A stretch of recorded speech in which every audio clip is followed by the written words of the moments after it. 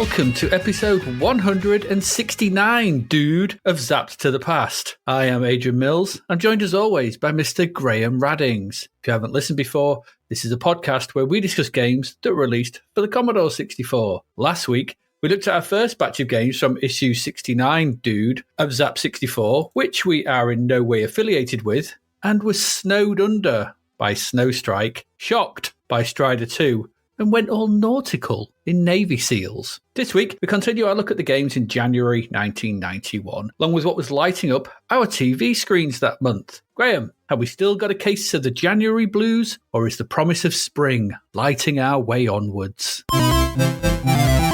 As we remain in the gravitational pull of the black hole that is January 1991, we continue to plod through the C64 gaming swamp. And so in a month that also saw the New York Giants beat the Buffalo Bills in the 25th Super Bowl, we explore and jump around the freshly painted and somewhat skiddy streets as we wage war on the drugs and chocolate factories of old Detroit in Robocop 2, and then grip our Wolfers, shake our martinis, and once again drive aimlessly around looking for hotels in the perilous Bond game, The Spy Who Loved Me. A couple of Hollyweird licenses popping into 1991, and we've not seen much of Dusty Moore for a while either. Always nice for old talcum powder breath to pop in and say hello. Anyway, while we vacuum up all that horrible dust, we nip off down to the 8-bit arms to have a go on the latest quiz machine, only to find the gurning image of a retired football celebrity on it. In Emlyn Hughes' arcade quiz, we grab our arcade shoot-em-up pants and nip down the IREM section to play one of their 4 amazing games, this time the C64 conversion of Dragon Breed, before finally coming across another late Epix release, and one where we must navigate the mazes, doors and complex puzzles as we desperately try to fit in with the in crowd in Chip's Challenge. Not loads of January 1991 left now, thankfully, one more episode after this, and we can say goodbye to what has been something of a crappy month for C64 games and the world in general.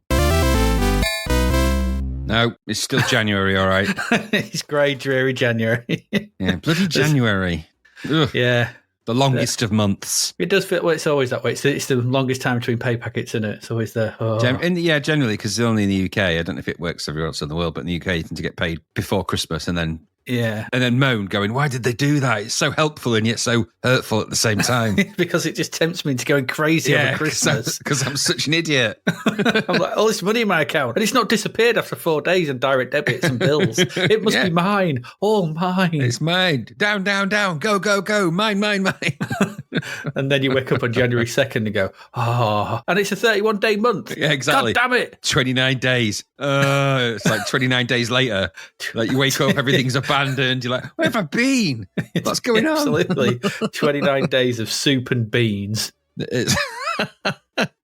Actually, by the way, I meant to tell you, I thought I'd lost the cock-a-noodles. There's such a thing as cock-a-noodles. I don't know if you know that.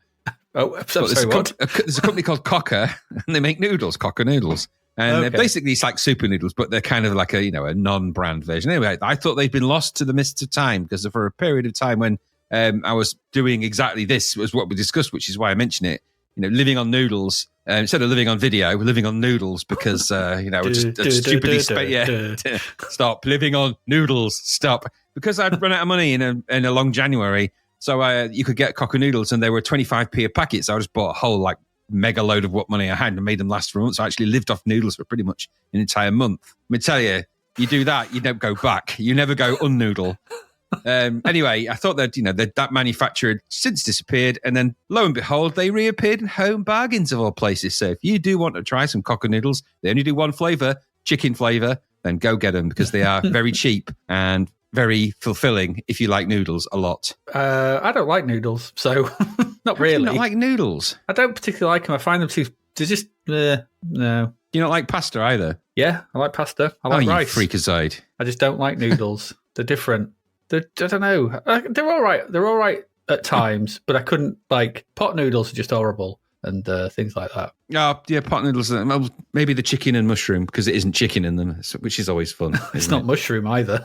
No, it's soy bits, isn't it? I think. I don't know. It's not noodles either. I don't know. It stains the inside of the pot noodle, which makes me think if it's doing that to plastic, that's pretty strong. That's strong stuff, isn't it? Reminds me of the dandelion and burdock you used to get from the pot man. Oh, I like dandelion and burdock. Yeah, but you had a cup of that, and that cup was never the same. Yeah, it had the sort of a brown tinge. It had the burdock stain. Yeah, the burdock stain. That sounds like a place people visit. Where you going? I'm off to Burdock Stain. Yeah, either that or a really crap festival. Anyway, Yes. Enough of this. We've got games to look at. We've got another 5 games this week. It's the middle of the month. We do. 5 games to look at of varying quality. Yes, we do. Some interesting, some weird, some wonderful, perhaps. Should we get into them? Yeah, for God's sake.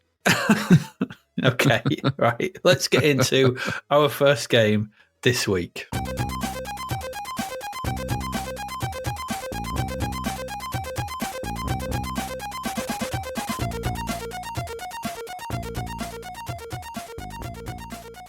And Graham, it's over to you to continue to protect the innocent, uphold the law and whatever the prime directives are, and tell us all about Robocop 2. Robocop 2, £19.99 cartridge.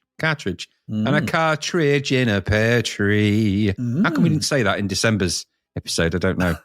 Anyway, I don't know. So this is Robocop 2. Publisher was Ocean. Of course, it was Ocean. And by the way, I don't know if you know this, but did you know the 262nd Prime Directives? Prime Directives. In Robocop 2, he gets given loads more, doesn't he? And number 262 is don't attend Orion meetings, because it was a bit of a stab at Orion, the company that made the film. Anyway, just a little Easter egg there. So this is published by Ocean. Copyright is Data East. I think that's a bit confused in Lemon, because Ocean owned the copyright for this and sold it onto Data East, and I'll come to that in a minute. Producer was John Woods. The coders behind this were Chris Kerry. Now, he did Way of the Tiger and Run the Gauntlet. And Mark Charles Rogers. I don't know if that's 3 people, 2 people, or 1. I have no idea. 3, 2, 1. Or is that something that Mark does to Rogers? Or maybe, I don't want to know. Anyway, so them did Avenger, Nightbreed, and Venom Strikes Back. The graphics are by Jonathan Beard and Steve Mustache. Not really, Steve Kerry. Avenger, Avida de Monte, Death Wish 3. I picked these games out of the fairly extensive catalogue because there's similarities in some of the thingamajiggy whatsits when you think about it. Yeah. And the musician is Jonathan Dunn. Stalwart, good quality Jonathan Dunn. Well done, Jonathan. I'll say that right now. There's always some brouhaha with Robocop games, isn't there? Let's just cast our mind back to 1989 and Robocop when that came out. I think we looked at it in episode 119. Maybe something like that. Yeah, it's the one I forgot, wasn't it? Yeah, it was. Yeah, well, yeah. Ocean's. I mean, so let's rolling our mind back. Ocean secured the game rights for the film franchise for £20,000. Just kind of, and that's the global game rights for everything for the franchise for £20,000. That's pretty. That's canny business. That is. That is. Didn't it sell over 1 million copies or something? Yeah, it was kind of the game that made them really put Ocean on the map. But I mean, they already were on the map, but this enhanced their mappage, if that's even a word. I'm not sure what that means, but never mind that. Never mind. Put them on 2 maps. It was on several maps. Several maps. So obviously, the perception was that Robocop was going to be an expensive, gory, and 18-rated flop, actually, for Robocop, the first one. And so they took a punt on getting an early version of the script and going, you know what, this sounds kind of futuristic-y, sort of a bit Judge Dreddy, maybe. It may be quite a good game. But the film wasn't a flop, was it? Robocop itself was a big success, even bigger on the then burgeoning home video market. It was massive. Video. Yeah, home video. So Robocop became massive, and then the game license was equally huge, and Ocean made lots and lots of money. The game, however, upon release on the C64, was broken, wasn't it? If you remember looking back, it had bugs. It was highly popular, though, made lots of money, and it was also remember, they made this across multiple formats. And then, was in a bizarre twist, Data East, the arcade manufacturer, had to buy the license to do the arcade version from Ocean.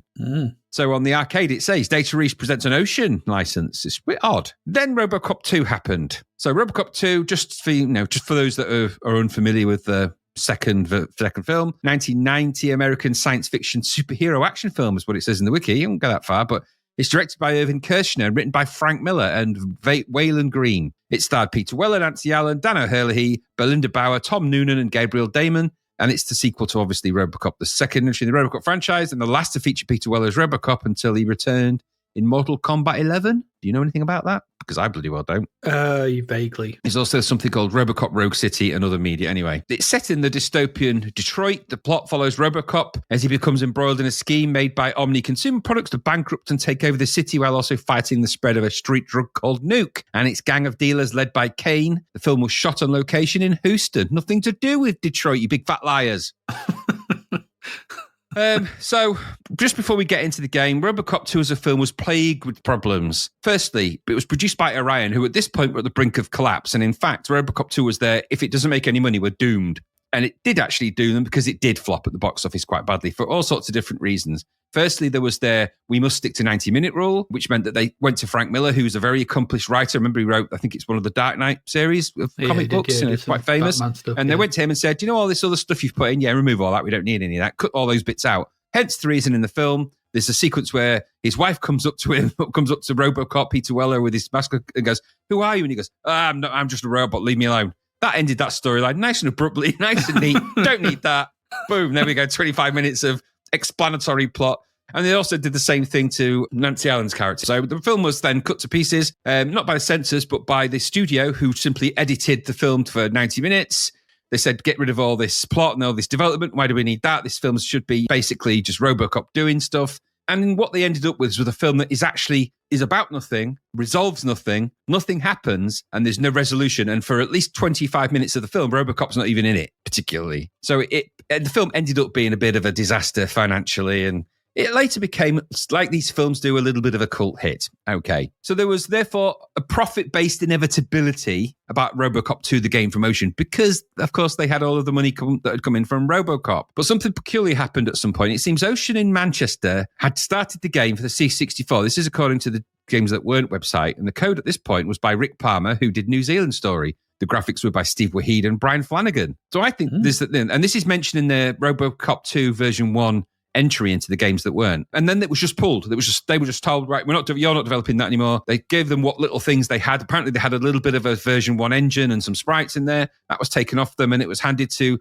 the development team at Painting by Numbers, aka Impact Software Limited, who were a dev team that were basically ex-Gremlin team who'd run the gauntlet for Ocean, amongst other things. And they were also then making lots of headway in the NES and Game Boy area for them. So it was handed lock, stock and barrel to them. Now, they just decided to start the whole thing from scratch. Or, what's one way of looking at it, the other way is they decided to start everything from NES and kind of work outwards. Because they were already doing the NES and Game Boy ports of Robocop 2. I don't know, maybe I suspect maybe Ocean simply wanted some kind of efficiency, who knows? Why have it developed in 2 locations when they are both 8-bit machines and arguably similar to make porting relatively easy? We may never know. The decision has an interesting impact, though, on the game for the C64. Now, oddly, the Amiga and the Atari ST conversion was by Special Effects Software, and the Spectrum Amstrad version was internal Ocean development teams. And they all differ from each other in subtle ways, apart from maybe the ST and Amiga, which are perhaps more aligned, but they're all actually slightly different. And the C64 version and the NES version, the Game Boy, even more so. So both the 16-bit versions have actually got more film stills. There's film alignment. They operate more like the first Robocop a bit. It's still War in a Warehouse, maybe, but there's some nice details. The Spectrum one is more of a fusion between the NES and the Amiga, leaving the C64 port following a kind of oddball Mario-esque type path for the NES and Game Boy. And just so I know you like this kind of thing, this was, of course, an arcade made by Data East as well. And in Japan, the Robocop 2 arcade was listed by Game Machine on the April 15th, 1991 issue as being the 24th most successful table arcade unit of the month. I didn't know they went that low. That's the lowest we've ever seen. That is the lowest I've ever seen. Poo, poo, poo. So that just gives you a little bit of the background. Ocean were going to make this game cross-platform, as much money as possible. Robocop 2 wasn't really going to be the big hit film-wise. Odd, really, because it was directed by the guy that made Empire Strikes Back. But you know what? The studio really stepped in and messed all that up, as they do. Studios, never trust them. Never trust them. No, right down to the music choice in the film, and get rid of Basil Polidorus' amazing score and putting in the clown that did the Star Trek 4 music, which is horrid. Really horrid. Anyway, C64 game then. So you'll start the game. Nice. I had a cartridge version, which is nice. You start the game and you get the title screen. Robocop 2 with a Robocop who looks like he's just trod on a very sharp object. And he's a bit thin. He's a bit thin and wan. Graphics for all of this sequence, the Robocop 2 logo looks all right. It's kind of looks a bit Robocop 2, and it looks like Robocop in the kind of blues and whites and colours, the right colour scheme. But this is clearly a port directly from the NES, without a doubt. I mean, it's basically the NES game. So you've got some options. You can start, continue, and then you can view the high scores. And then you've got the kind of sound on, sound off, wax on, wax off, joystick, one player, you know, that kind of thing. I didn't see if there was a 2-player option for this simultaneous in the arcade. There is. There won't be with this because they won't be. So once you start the game and you kick things off, you get a dull and oddly drawn Robocop interstitial where it did make me laugh because in the previous episode, we were talking about what happens when Robocop's USB thing pops out because he kept getting a blood wheel when it pinched. And in that beginning sequence, his USB thing goes ping, and I thought, he's pinched himself in his suit. That's what made it happen. And you get a little bit of text. The nuke laboratory has been located. Orders destroy all nuke. Because just to give you the scenario, I suppose, for the game, because it is only one paragraph. It says in the blurb, by the way, things in Old Detroit have gone from bad to worse. The police force are still on strike. Major crime is on the increase, and the city itself is being forced into liquidation by the mega corporation OCP.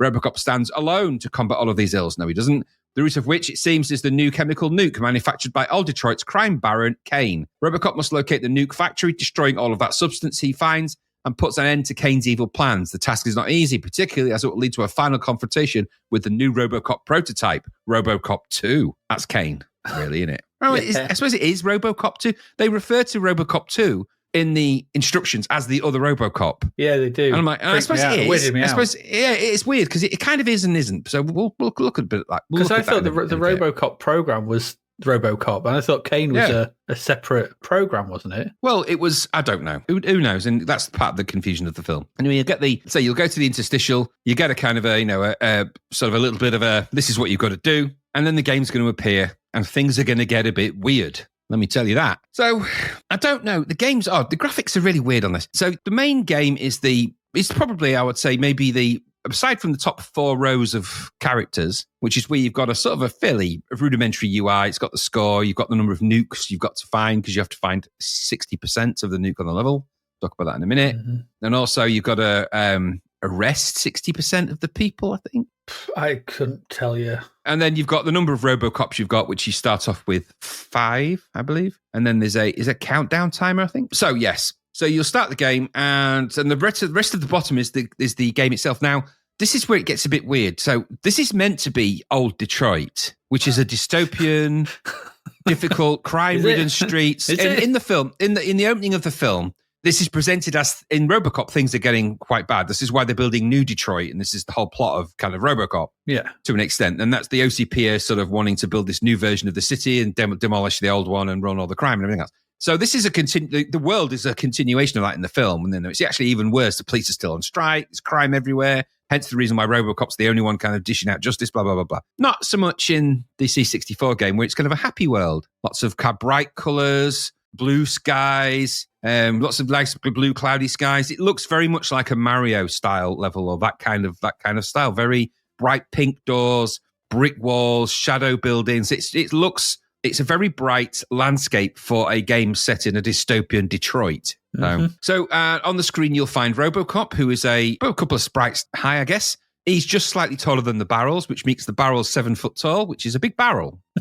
Again, we've talked about strewn barrels before. And then you will basically have to walk your way across the backgrounds and navigate the platforms that are on the first level. I'll talk about some of the other levels in a minute, because there's actually 13 levels to this, and then 3 stages of the end final boss. So 16 in total. And so the graphics in the background are all medium res, and they look completely out of place. They are at odds with the game. And you control Robocop himself with the joystick. You'll move him left and right. You can jump in a kind of a standard way. You can shoot, but you can only shoot left and right, which is dumb. And we explored the pain in the bottom of that with another game recently. So you can't shoot at angles, which you can do in all the other versions. So it's a bit weird. And the idea is you walk to the right, jump over platforms, skid, and skate about, and try and collect as many of the nukes as you can, because you need to get 60%, and arrest the enemies, aka shoot the enemies, and you need to get at least 60% of them to move on to the next stage. Otherwise, you'll go to like a midway stage if you don't do that. I'll talk about that in a minute as well. Like I said, weirdly colourful backgrounds.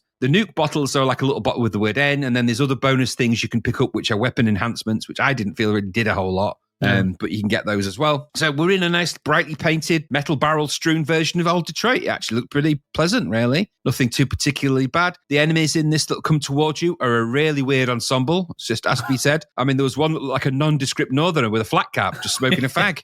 Yeah, that's the ones you got to arrest. It's just. I mean, I'm guessing that's what. They're nuke dealers, I guess. But the thing you have to compare this to is the arcade. The arcade is a Final Fight style dual player sort of walk and run and gun mixed with a Final Fight type idea. So it's Robocop in Final Fight. Yeah. Very much plays out like that. The enemies are kind of the same style as Final Fight as well. You know, the punks and the people like that. And you also have mini bosses in the first level. The boss of that is Ed 209. And you sort of finish a bit of business off from the first film. You even have a bit where you shoot Dick Jones out the window in the arcade, and then the rest of it continues into Robocop 2. It's quite nice like that. None of that is present here. Nothing. This is nothing to do with the arcade at all. The arcade is very much drawing from the film. This is not. In fact, you could infer nothing from the film with this, really. So you've got these flat cap smoking northerner nuke dealers, I guess, wandering around, and you've got to arrest them. Protect the innocent, uphold the law, punch all northerners.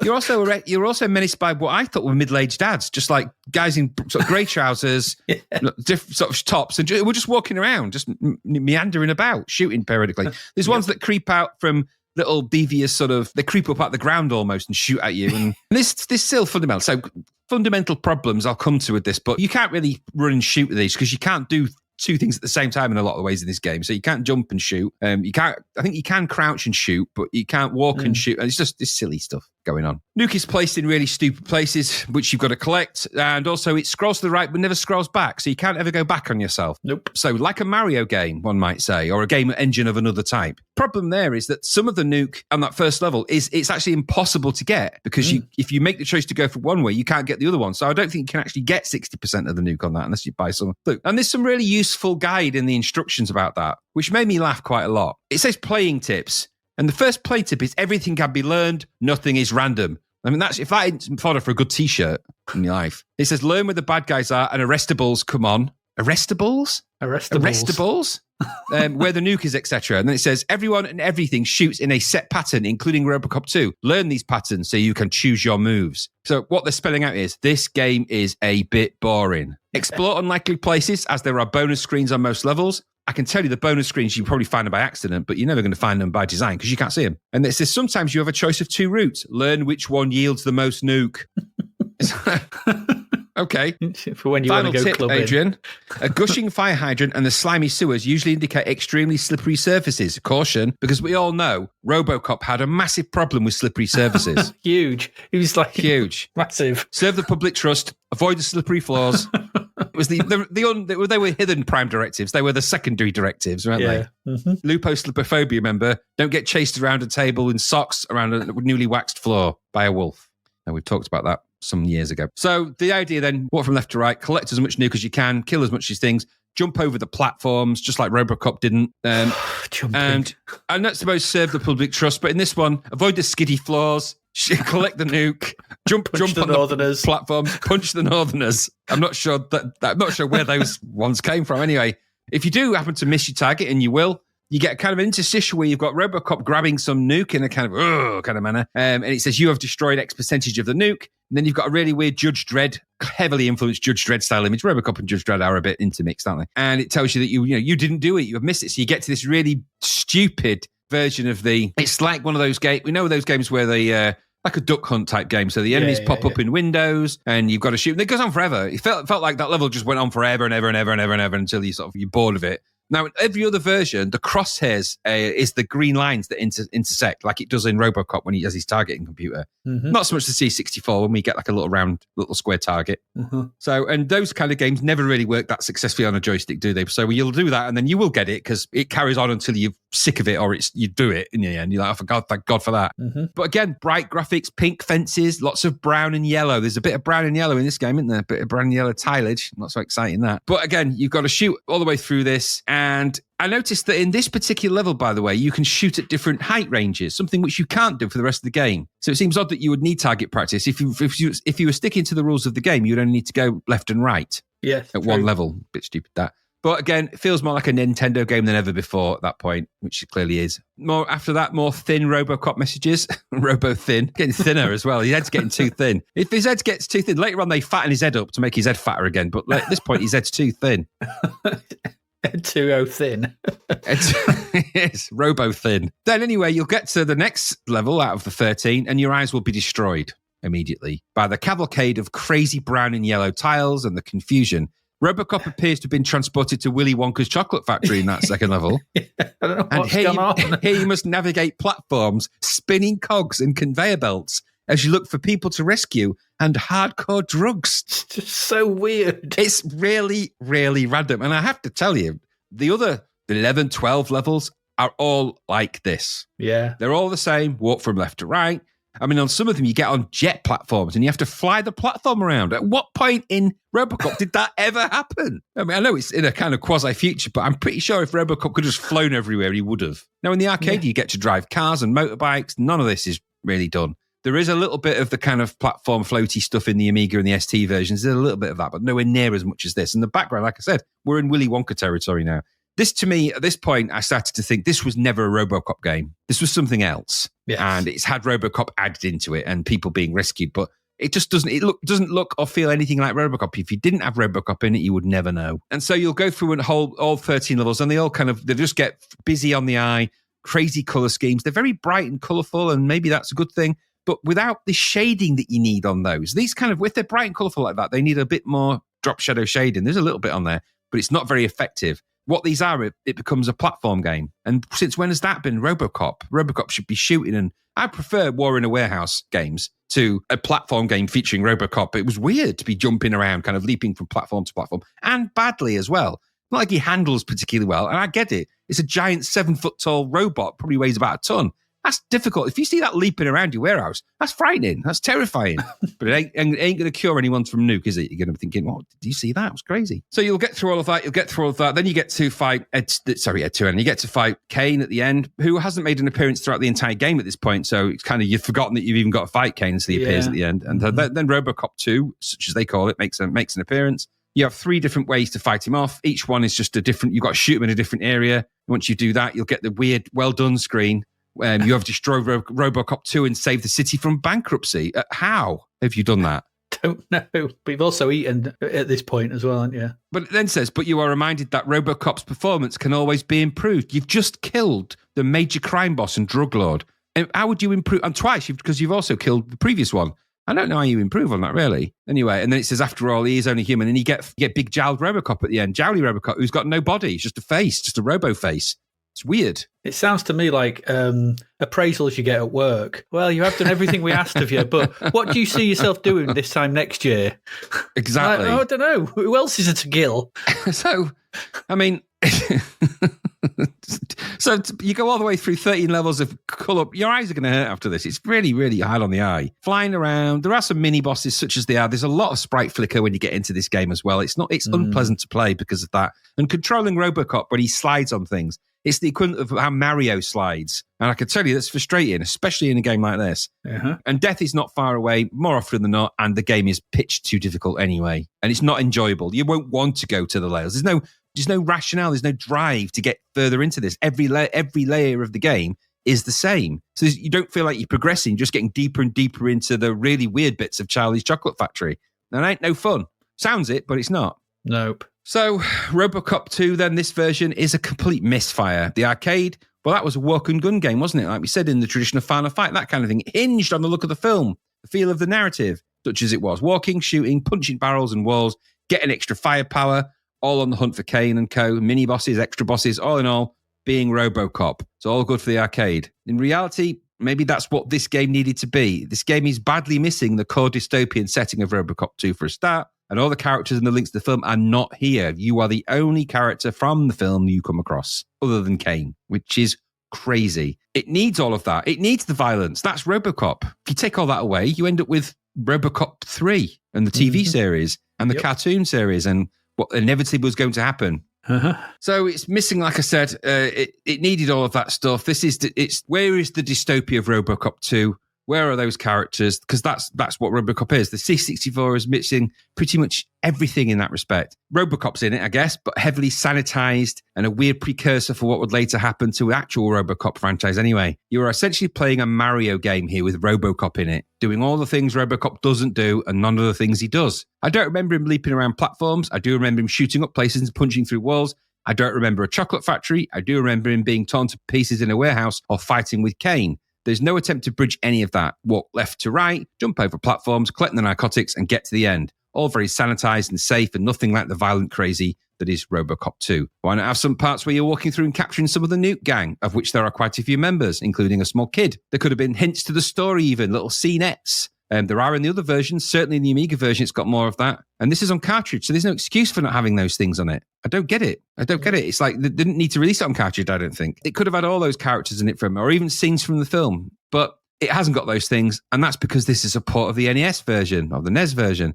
And so it's been sanitized beyond all reality to be palatable for the machine, or that machine, and that demographic. Now, I don't know a lot about NES games at all, I have to say, but I have a feeling that Robocop 2 is probably not going to be the most NES-friendly franchise out there, at least not in the version that was in the arcade. So instead of an angst-ridden cyborg struggling with humanity against the backdrop of corporate military coup and power struggles between law and order and business, we have Robo Mario hopping around, collecting mini bags of N and shooting guys in a chocolate factory. Okay.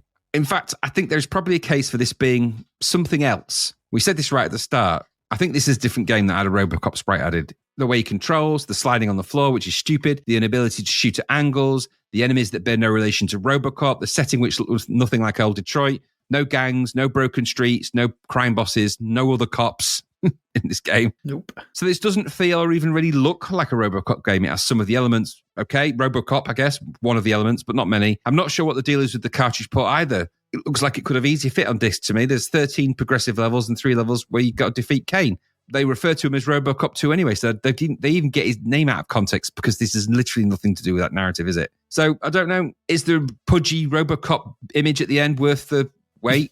After 16 levels? No, some of them are a bit short. Most of them are confusingly busy. Again, it's colourful, but I suppose is what you could say if you're going to pick out anything that's positive about it. There are 2 bonus levels, which is one is called Murphy's Memory and the other's called Safecracker, neither of which are very interesting, which are kind of puzzle games. The main sprite, I suppose, one good thing, I'm trying to think of good things. The main sprite looks like Robocop, I guess, but he has those silly control issues and no firepower. He slides and has trouble navigating around the game anyway, which is, I suppose, is accurate, because Robocop himself probably would have trouble jumping around platforms. So music was okay, drives the drama, I suppose. It's dramatic, but it's not very interesting. It's like the overall game, bland. Indeed, considering Robocop 2 was some crazy violence and still manages to fit firmly as a dark satire in terms of the film, the game is underwhelming and does not deliver on any of the core aims. The Amiga game did come under fire for being dull, as did the ST. That war in a warehouse was said to be something that we'd seen before with their games. Seems to be the default option for these, and so many of the Ocean games kind of fall into that and reduce the film to just walking around amongst crates and barrels. I don't know why they think that's the thing. He does it in one scene, doesn't he? One scene in Robocop. Yeah, exactly. But every game they've made recently is like, right, we need someone walking around with some crates. Who's got the crates? We need crates. Every good person finds some crates. Anyway, what can I say? I was disappointed with this game from start to finish. What about you? Yeah, what a strange thing. What a strange thing this is. Yeah. I was playing this and I'd never played it before. It just had me scratching my head. I kept asking what the hell is going on. How did Robocop 2 end up as a day-glow cutesy platform with bounce pads that at one point saw me fighting what looked like the Penguin? Yeah, there is that. Like, hey, what the hell is going on? The controls are weird. With Robocop, like you said, moves like Mario. I see inertia over normal platforms. And since when did he jump? Yeah. He's a massive metal, multi-ton Heavy. Cyborg. Yeah. The better he jumps up onto platforms. All I could think of is, good Lord, there's some big screws in those, holding those platforms up in those walls. Those roll plugs are never going to hold him. Oh, my God. Bloody hell. I've been putting some shells up and some stuff up recently. It's like, poof, it's going to have something. Did they pass the Robocop 2 test? They're sturdy. Sturdy shells. Well done, lads. I mean, the visual look of the game is distinct. It doesn't look much like a C64 game, No. because they've done a decent job in recreating the feel of the NES version, which obviously this is which way it comes from. But like you've rightly pointed out, and I've kind of identified, that's where the problem lies. Was this originally designed for the Nintendo machine? Yes, and thus the more adult tone of the film had to be sidelined to fit the NES audience and Nintendo's requirements. Yep. Yes, I think that's. I don't know. It feels like it. I mean, don't forget when Mortal Kombat. Was it Mortal Kombat on the SNES? Had the blood changed to green. Yeah, green blood. And that's so right. There's, they're not at this stage. They're not, you're not getting Zombie U. No, you're not. You're getting Robocop. Robocop 2. Yeah. Robocop. Robocop in Willy Wonka Land. I mean, Robocop out. It's not that the game is terribly bad. It's like an okay walk and gun platform, I guess, if you. There are some annoying flicker and so at times. The variety of levels is, they're weird. They're weird levels. They're really odd. But it's not a Robocop game, as you've rightly said. Mickey Mouse would be better suited. Absolutely. I don't know what this was. I have a strange feeling that this was a sequel to Batman. Yes, it could easily be. It has that look and feel, that comic book type one. Yeah, either the comic book one or the Batman the movie sort of thing. Or there's a lot of game here, to be fair. Like I said, whether it's a Batman, because this feels like those levels replace some of those monster sort of thing with little Joker style stuff, and the whole colour scheme seems to fit.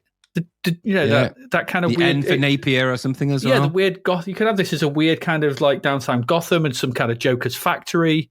Yeah. I looked at this. I was like, is this a Batman game that's been reskinned? I don't know where it was. Actually, I think you might be on something because it's got a very much a Tim Burton style vibe to that look, hasn't it? Cartoony feel, and and stuff, weird stuff that was Batman going on. and Robin, maybe, yeah. But maybe the success of RoboCop. Which it was a massive success, the original game. Maybe they just wanted a sequel sharpish to the million-selling first game. They were like, get another one out. It's not the Batman game. That was okay, but we need another RoboCop game. Get it out quickly. Just change that sprite. Change to RoboCop. Get some barrels on that level, damn it. Because if you imagine those interstitial screens where he's crunching the thing, he's in the top bit and he's holding a thug at the bottom. Just put Batman's face in there. It would be exactly the same. Yeah. How many of the Joker, the Napier crates have you found? How many of the things? Completely. Yeah, I don't know. Whatever. It's not terrible. This game. It isn't terrible. It's just not a RoboCop game. Therein lies the issue. It's a sanitized RoboCop weirdness. As I said, a precursor to RoboCop 3 and everything that came afterwards. But it's the fault is that it came from the NES. And why would you port the NES game to the C64? Yeah. Especially when they were already developing it. That's the bit I can't get my head around fully. Yeah. And I can imagine, I'm trying to think what a Steve Waheed and another take on this. It would have been more like the Amiga one because that's where there were special effects to the Amiga one, and it would have probably lent itself. C64 could have managed a version like that. Yeah. And do you reckon somebody at Ocean at this point had a bad shoulder? Because like this and Navy SEALs, you can't shoot upwards. They were like, they're like, I can't do it. I can't do it. You make the gameplay like you can only shoot left to right. Oh, I don't quite understand that because I think when you fight Kane at the end, I think you can. Yeah, and in the first game you can. Yeah, I don't know. What an odd thing. What an odd thing. Yeah, and there's lots of puns. Robo-flop, RoboCop who? Yeah, RoboCop where? Yeah, it's an odd thing. But there you go. It's RoboCop 2. 90%. No, and that's the final kick in the giggle bar, isn't it? No way. I mean, maybe it's 90% if it wasn't RoboCop. Yeah, that's the thing, isn't it? I mean, if you took RoboCop out of this and made this into just another game, if you made it into a Batman game, you'd probably be like, yeah, it's actually quite all right. But, if you've thrown the batarangs instead of shooting. Batman Cop. Bat Cop. I don't know. Yeah. Good cop, Bat Cop. I don't know. Anyway, it is what it is. RoboCop 2. What a weird thing. Yeah. Let's move on. Still got one game left this part.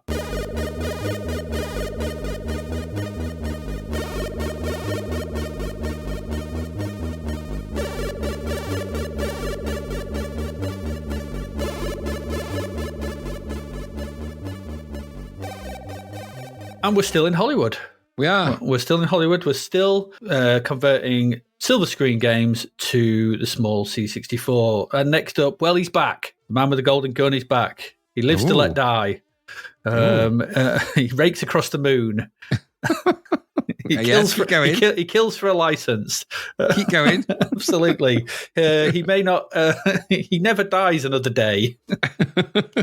Absolutely. And he's got. There's this time. No, there's no time to die. No, keep going. Come on, you can do them all. Absolutely. You're on Her Majesty's Secret Service. Keep going. Absolutely. Do you need the doctor? No. I think that's my favourite one. There you go. It was quite good. Always the simple ones. Yeah, keep to the simple ones. Absolutely. I like it. So right in the Thunderballs. Anyway, this is the one I haven't said. This is A Spy Who Loved Me. Yes. Proving once again that diamonds are not forever. So it's the latest in a long line of C64 outings for 007. It is. Following on, what have we had? We've had View to a Kill, Living Daylights, Live and Let Die, and License to Kill. View to a Kill, License to Kill, Live and Let Die, like Living Daylights. Yeah, we've had those, haven't we? That's it. So this is the fifth one. This takes us back to the third film starring good old Dusty Moore. This was after he'd done Live and Let Die and The Man with the Golden Gun. It's A Spy Who Loved Me's third film. This is his favourite one, I can see why. It's kind of a classic-y Bond, isn't it, this one? Yeah, it is. This was full price, £9.99, released as all the rest are by Domark. Domark obviously had the Bond license. It was developed by the Kremlin. There's something odd about a spy game about 007 being developed by a team called the Kremlin. Smersh were responsible, Spectre. But they go on to do Stun Runner and Super Space Invaders, Okay. I haven't played either of them, so I don't know. Code here is by Neil Harding. The graphics by the ever-reliable Anthony West. He did Risk. License to Kill, ATF. Yep. And the music is by Matt Furness. So, first things first, there's a loading screen to this. I'm not sure what's happened to it, though. I'm not sure what's happened to Bond. It's like he's suffering from bonitis from Futurama. Well, it's been folded, I think. It's Ross Kemp folded. It is. It's just been folded. His body's been. I couldn't figure out which way round he was facing. It's like it was in my brain. I'm like, which is he facing forwards? But is he looking over his shoulder? But his tie's at the front. So I can't get the angle. Like his head's wrong. I don't know why. I mean, the only thing is clearly, I don't think at any point in this game they had the rights to Roger Moore's likeness. No, absolutely not. But we get a version of 007 at an odd angle in front of some of the elements from the film. It just looks wrong. It reminded me that if this was a Get Smart game, that I would have thought that's kind of fits. It's sort of in that mould. It just screams to me, considering what the game is, right? Why not just have an image of the car? Yeah, that would have solved it, wouldn't it? The Lotus Esprit. Maybe they didn't have the license for that either. They just didn't have the license to kill, license for Bond, license for car. It would have suited the angular drawer who drew that, wouldn't it? It would have, but also it would have fitted the game, and it would have been easier to draw. The Lotus Esprit. Yeah.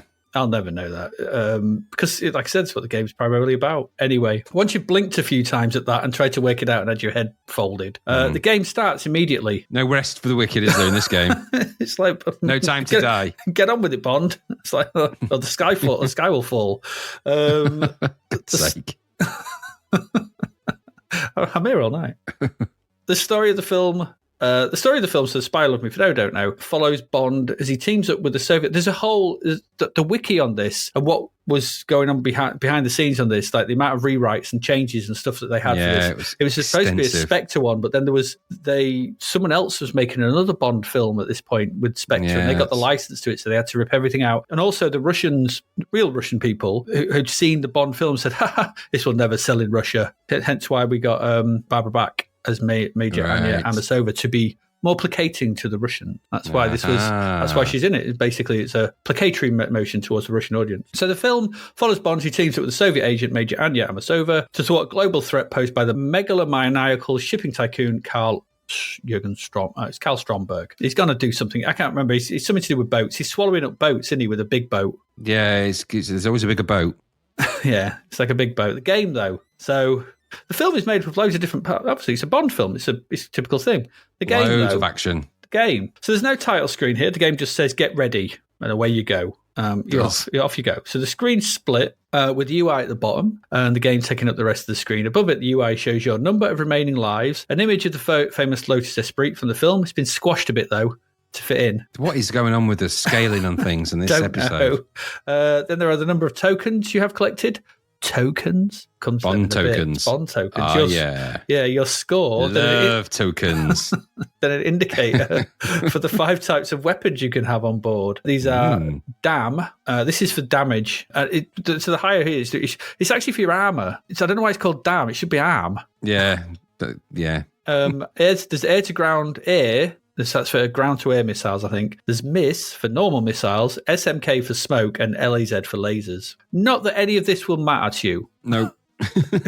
None of this will make a bit of difference. So the game itself, well, it's a top-down spy hunter derivative set over a number of different sections that attempt... do they attempt to follow the film in some way, or they just made the game? I'm not sure they follow the film. I don't think so either. So according to the manual, right, the game starts you in your Lotus Esprit, where you've collected the car and are just driving to the hotel. It's like the most exciting part of the film. Level. Yeah. All the bits of the film you could pick. The bit where he goes to the hotel, that's level 1. Okay, it's better get better. The instructions advise you to take this opportunity to learn how to drive the car. It's not hard. Up for speed up, down for slow down, left and right to steer, fire to shoot any weapons on board. Okay. It goes on for a while, this bit as well. For a while. And as you drive, you must avoid hitting any trees because they'll make you blow up, running over any pedestrians because they lose your points, and also collect shiny gold coins to spend at Hughes lab when you get there. After a while, you'll just, for some reason, I thought you were on the way to the hotel. You just change from you just drive off into the ocean sort of thing. Well, you drive into this thing and then you just change into a speedboat. Okay, and you must do the same on the water. Here you've got to avoid swimmers and Stromberg's agents in other speedboats as you head towards your meeting with him. Now, he wants you to come for a meeting and he sent agents out to blow you up. It's like, do you want this meeting or not? We could do it over Teams. You put the meeting in the diary. Absolutely. Don't try and kill me. Absolutely. You make me late. Yeah, I don't get it. It'll be your fault. So if you do this, you get towards a meeting, you're back in the car. So remember, this is spy interview. So you're pursued by enemy cars and bikers, and suddenly Q has got a mobile lab in the back of a truck. I don't remember this from the film. Maybe he did, maybe he didn't. I don't know. But I don't think he did. I don't remember it either. So basically, it's gone all Knight Rider. Or more faithfully, Spy Hunter, where you Spy Hunter. Yeah, Spy Hunter. Successfully bored with this, and you have the opportunity to buy some stuff from Q. Since when was Q limited to what you could afford? Since when did Bond have to go like, well, I've collected these tokens, Q, what can I get? Sorry, Bond, that's 17 tokens. You can't have it. You've only got 15. But that would really come in handy, Q. I'm sorry, you should have drove better and collected more tokens. The pen's 21 tokens. You can't have it. Absolutely. I mean, he just gave Bond stuff. And also, it's all for naught anyway, because you've got to buy the sub capability at this point, or you can't proceed. You do. Yep, stupid. So it's just what? I don't understand this. Point? You can't proceed with the game because then you drop out of the truck, dive into the water to use the car's underwater capabilities. Okay, so you're in the Lotus Esprit, you're in the underwater bit. That's fine, that's cool, okay. The game now it turns from a Spy Hunter clone into just a vertical scrolling shooter. As the car is beset by enemy frogmen, before you encounter a boss submarine you have to blow up, you can get power-ups for your car, such as 8-way shooting, and you'll be assailed by more enemy boss subs, then more frogmen. You can pick up tokens with an A on them, which will refill your dam meter. Remember, it's armor, not damage. It's the wrong way round. Stupid. Before finally getting to another underwater boss, which is quite big. Okay, it's fine. Check this out. You're back on the surface in the speedboat. In another vertically scrolling section that at the end has a big boss boat to kill. Do that. The game says, well done, and you're back at the beginning. I don't get this game. Where's the spy that loved me? It's like what they did with Live and Let Die, where it was 3 training missions and a bit from the film. Yeah, it's exactly. Like, what have they done here? But weirdly, the instructions then go on about a whole load of other scenes to play through, but they're unfortunately all 16-bit machine only. So look at all these cool bits, and it's like 16-bit only. Like, oh, okay, that's a bit rubbish. So I don't know. What we have here is got Spy Hunter in 1991. Yep. I mean, Spy Hunter was released in 1983. We're 8 years old by this point. So who really wanted another Spy Hunter clone at this point? Nobody. No one probably. So remember the film, right? The film, you could have kept the viewpoint, that's fine, but the film starts off with Bond evading enemies, an exciting ski chase, going down the mountain. He sort of, leaves the woman. Could have easily done that with that engine as well. Could have been really good, couldn't he? Sort of skiing down, avoiding people, sort of leaping off the edge of a cliff, and the Union Jack thing. You can see it all from above, and the Bond music kicking. No. Could have done it. Yeah. That would have been a great way to start this game, and could have been done, like you said. Just change the sprites and the backgrounds, and a bit of colour difference. Yeah, you'd have had it. And you'd have had. That's the beginning of the film. You'd have been like, oh, that's really quite cool. Just skiing down easy. I don't understand this. So I don't get it. Better than a sedate drive to a hotel. Yes, picking up coins. Yes, it is. Which Bond was famous for. Absolutely. Oh, I must get the coins. Don't interrupt me. I'm coin collecting. He was always walking down pavements, picking up dropped 5p's. It was his thing. Exactly. Mr. Bond, I see you collected another 50p's from the car park. That's how I knew I could distract you. I put more out there. I'm off. Halfway through, then they throw the film out. This turns into a vertical underwater shoot for some reason. All those weapons that you can buy seem for nothing because you collect armor. You can buy. Yeah, because you can collect stuff. Yeah, stupid. As you're going along. I've no idea what they were thinking with this game. Sure, have the car in it. But if you think back, they just released License to Kill. That was pretty good. Similar in style, similar in look. That was all right, yeah. But, continuously scrolling upwards, but followed the film. Did different bits, shooting, helicopter bit, car driving, boat stuff. All cool. This is boring and barely anything to do with the film. So now that's problem many. Let's get on to how it plays. So in the opening sequence, you have to drive the car, right? This is a Spy Hunter. Mm-hmm. The faster you go, the closer to the top of the screen you get.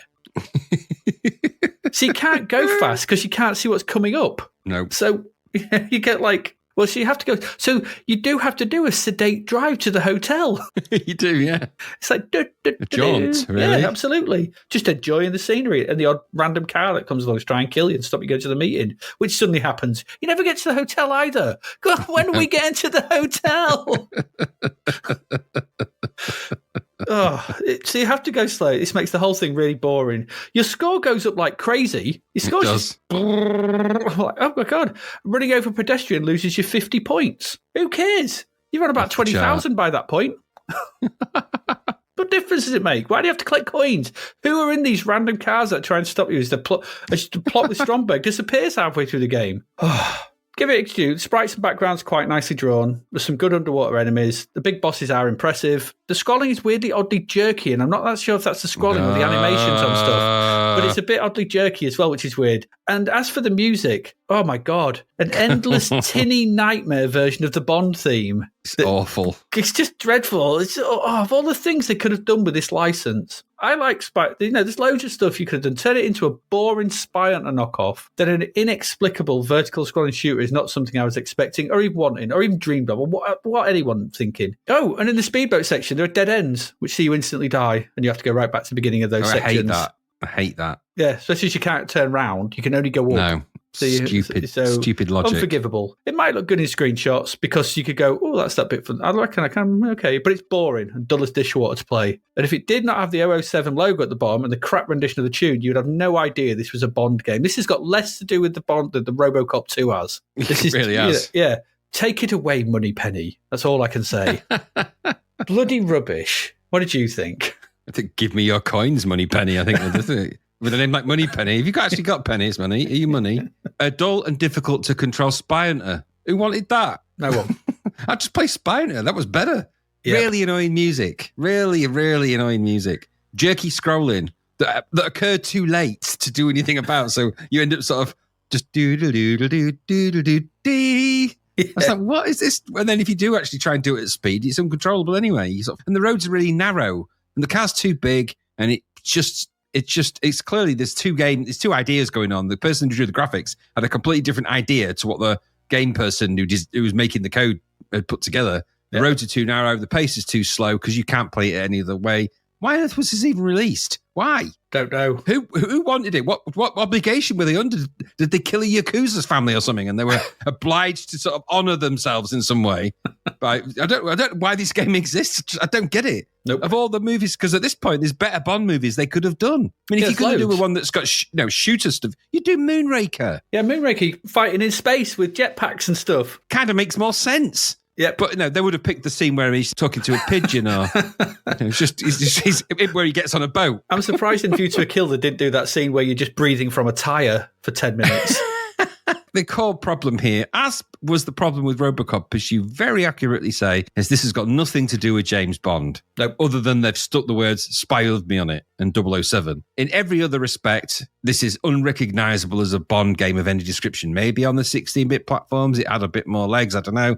But really, anyone who's playing at 16-bit platforms is going to sit there and go, do you know what we need right now? We need a 007 game, but we need one from years ago. One that people wouldn't really remember now because there's been so many in between. But what could that be? Stupid. Stupid. Why aren't there bits out of the film in it? Why aren't they done more logic? Because they didn't want to, I guess. No. Got 38% in it in the score, which is, I would say, probably a bit high. This is a bit of a licensed catastrophe in it, sad to say. It is. The Spy Who Loved Me, I bet he didn't. Well, they didn't. They should have kept it for their eyes only. Very good, actually. I think you've nearly got all the Bond movies in that. I have to say that's pretty good going. It's a shame that this lived once. It should rather than twice. Yeah, exactly. Yeah, I think my favourite is this is definitely a game of Doctor No, and it should have remained that way. Yeah, exactly. Blofeld wouldn't be happy with this. No. Just go and play Spy Hunter because it's better than this, and it's better. It's better. Or Red Lead or whatever it was. Yeah, I mean, I'll give one little nod. The graphics on it were okay for what they were because they were kind of in that style of License to Kill or whatever it was, and that style ain't a bad style for this kind of game, but just it needs actual other stuff, James Bond stuff in it, which this one didn't have. No, it did not. There you go. That's our trip to Hollywood. for two great takes. That's it for this part. Good Lord, Robocop 2 and Spy Who Loved Me. We're going to go take a quick break, wipe our eyes, come back and see what was going on in the TV world in January 1991. Turns out there's quite a lot, but let's see after the break.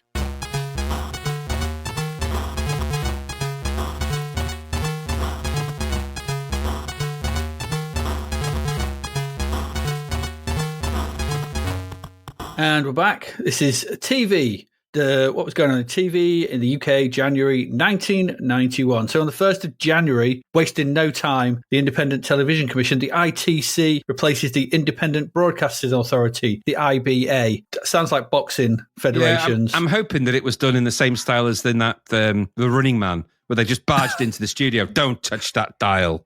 That kind of style. I hope so, yeah. Nothing worth losing your head over.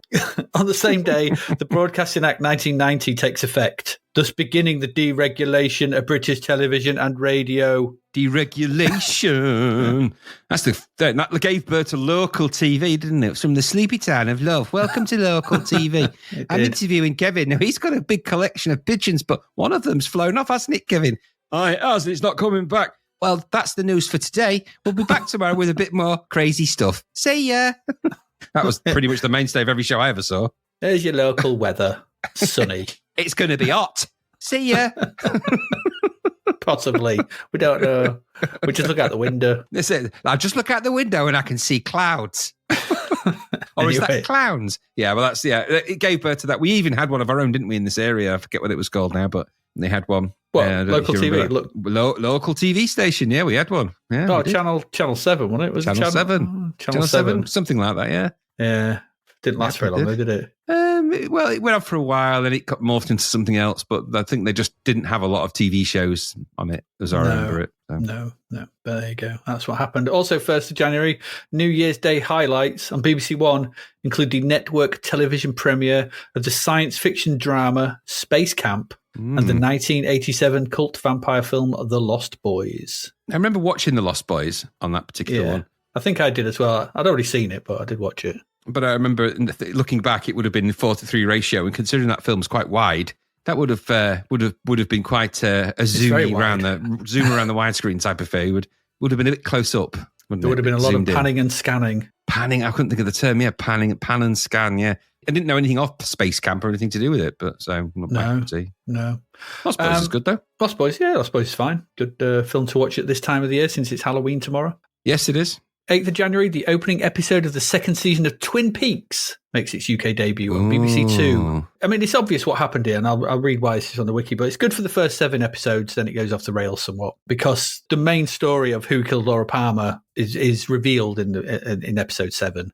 Right. And according to it, I'll just read this out. Lynch and Frost, so Mark Lynch and David Lynch and Mark Frost, their control lessened in the second season as the two became less involved with the series, corresponding with what is generally regarded as a decrease in the show's quality once the identity of Laura Palmer's murderer was revealed. While Frost and Lynch technically remained showrunners after episode 14, that's season 2, episode 7, the episode in which Killer's identity was revealed, Lynch had little creative control over the direction of the series from that point forward. And other than the season finale, Frost became less involved after episode 16, so 2 episodes later. Became more involved again with episode 26 onwards. After episode 14, series producers Harley Payton and Robert Engels served as additional showrunners, along with Frost and Lynch. So it basically passed from, Mark Frost and David Lynch into 2 other people, and it just became, you can tell, it's a shadow of its former self. It's a shame, really. It's never as good as what it was in those first 14 episodes, when it's standout telly, and then it just goes off into weird land, and it's just nowhere near as good. It's weird without the knowing why it's weird. Yeah, I mean, I've yet to watch them all, but yeah, I can imagine it's a bit disappointing. It's what Lynch always has. There's always something to it with Lynch. It's weird, but you get the feeling that he knows why it's weird. This is just, we'll put him in a red room and have a dwarf. Yeah. I mean, the guy knows how to do weird suspense better than almost any other director when he's really on form. Yeah. I can only imagine. I've yet to watch any of the seasons of it really properly, or restart. I did start and then I need to redo it, but. There's a really good sense of foreboding, which not many directors capture very well. Kubrick does it, Lynch does it, and if just watch the first 20 minutes of Lost Highway if you want to see David Lynch at his absolute brilliant best. Yes, to give you the vibe that he can do. You take the control away from him, and well, you're going to get what you get, I guess. But so I suppose the rule there is don't watch it after that, maybe, or is there any point watching it after you know who's the murderer is then? Really? It's up to you. I mean, you can kind of watch the next couple of episodes where it kind of, because you find out, and then as everyone else finds out, you kind of get that. Right. Okay. You get the reaction, I suppose. Yeah. So there's a couple of episodes, and there's a couple of bits as it goes on that are all right, but it never really sort of lives up to what that kind of point after that. 17th of January to the 2nd of March. Okay, regular programming is suspended to bring live coverage of the Gulf War after Allied forces launch Operation Desert Storm against Iraq. Over the coming weeks, extended coverage of events in the Persian Gulf on BBC One, in addition to extended and additional news bulletins, special daytime news analysis program, War in the Gulf, presented by David Dimbleby, is broadcast.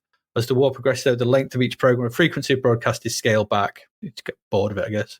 ITV also broadcasts additional news and discussion programs about the war, including all-night coverage during the early stages of the conflict, and Channel 4 broadcasts a 2-hour special program at midnight, as well as Saturday editions. Some coverage, particularly in the earlier part of the war, comes from CNN. Sky News presents round-the-clock coverage, and UK viewers are also able to watch rolling coverage on CNN. Jesus. Yeah, crazy. It's just, I mean, obviously, in the world we live in now with rolling 24-hour everything, it's crazy. But back then, it was an assault on the senses. Just like you couldn't get away from it, could you? It was just massive. No. It was kind of the first time it really happened that way. Yeah. I mean, it's been parodied very successfully, hasn't it? By On the Hour, where they did War Goes Bang, the War Goes Bang, and the Day-to-Day did it.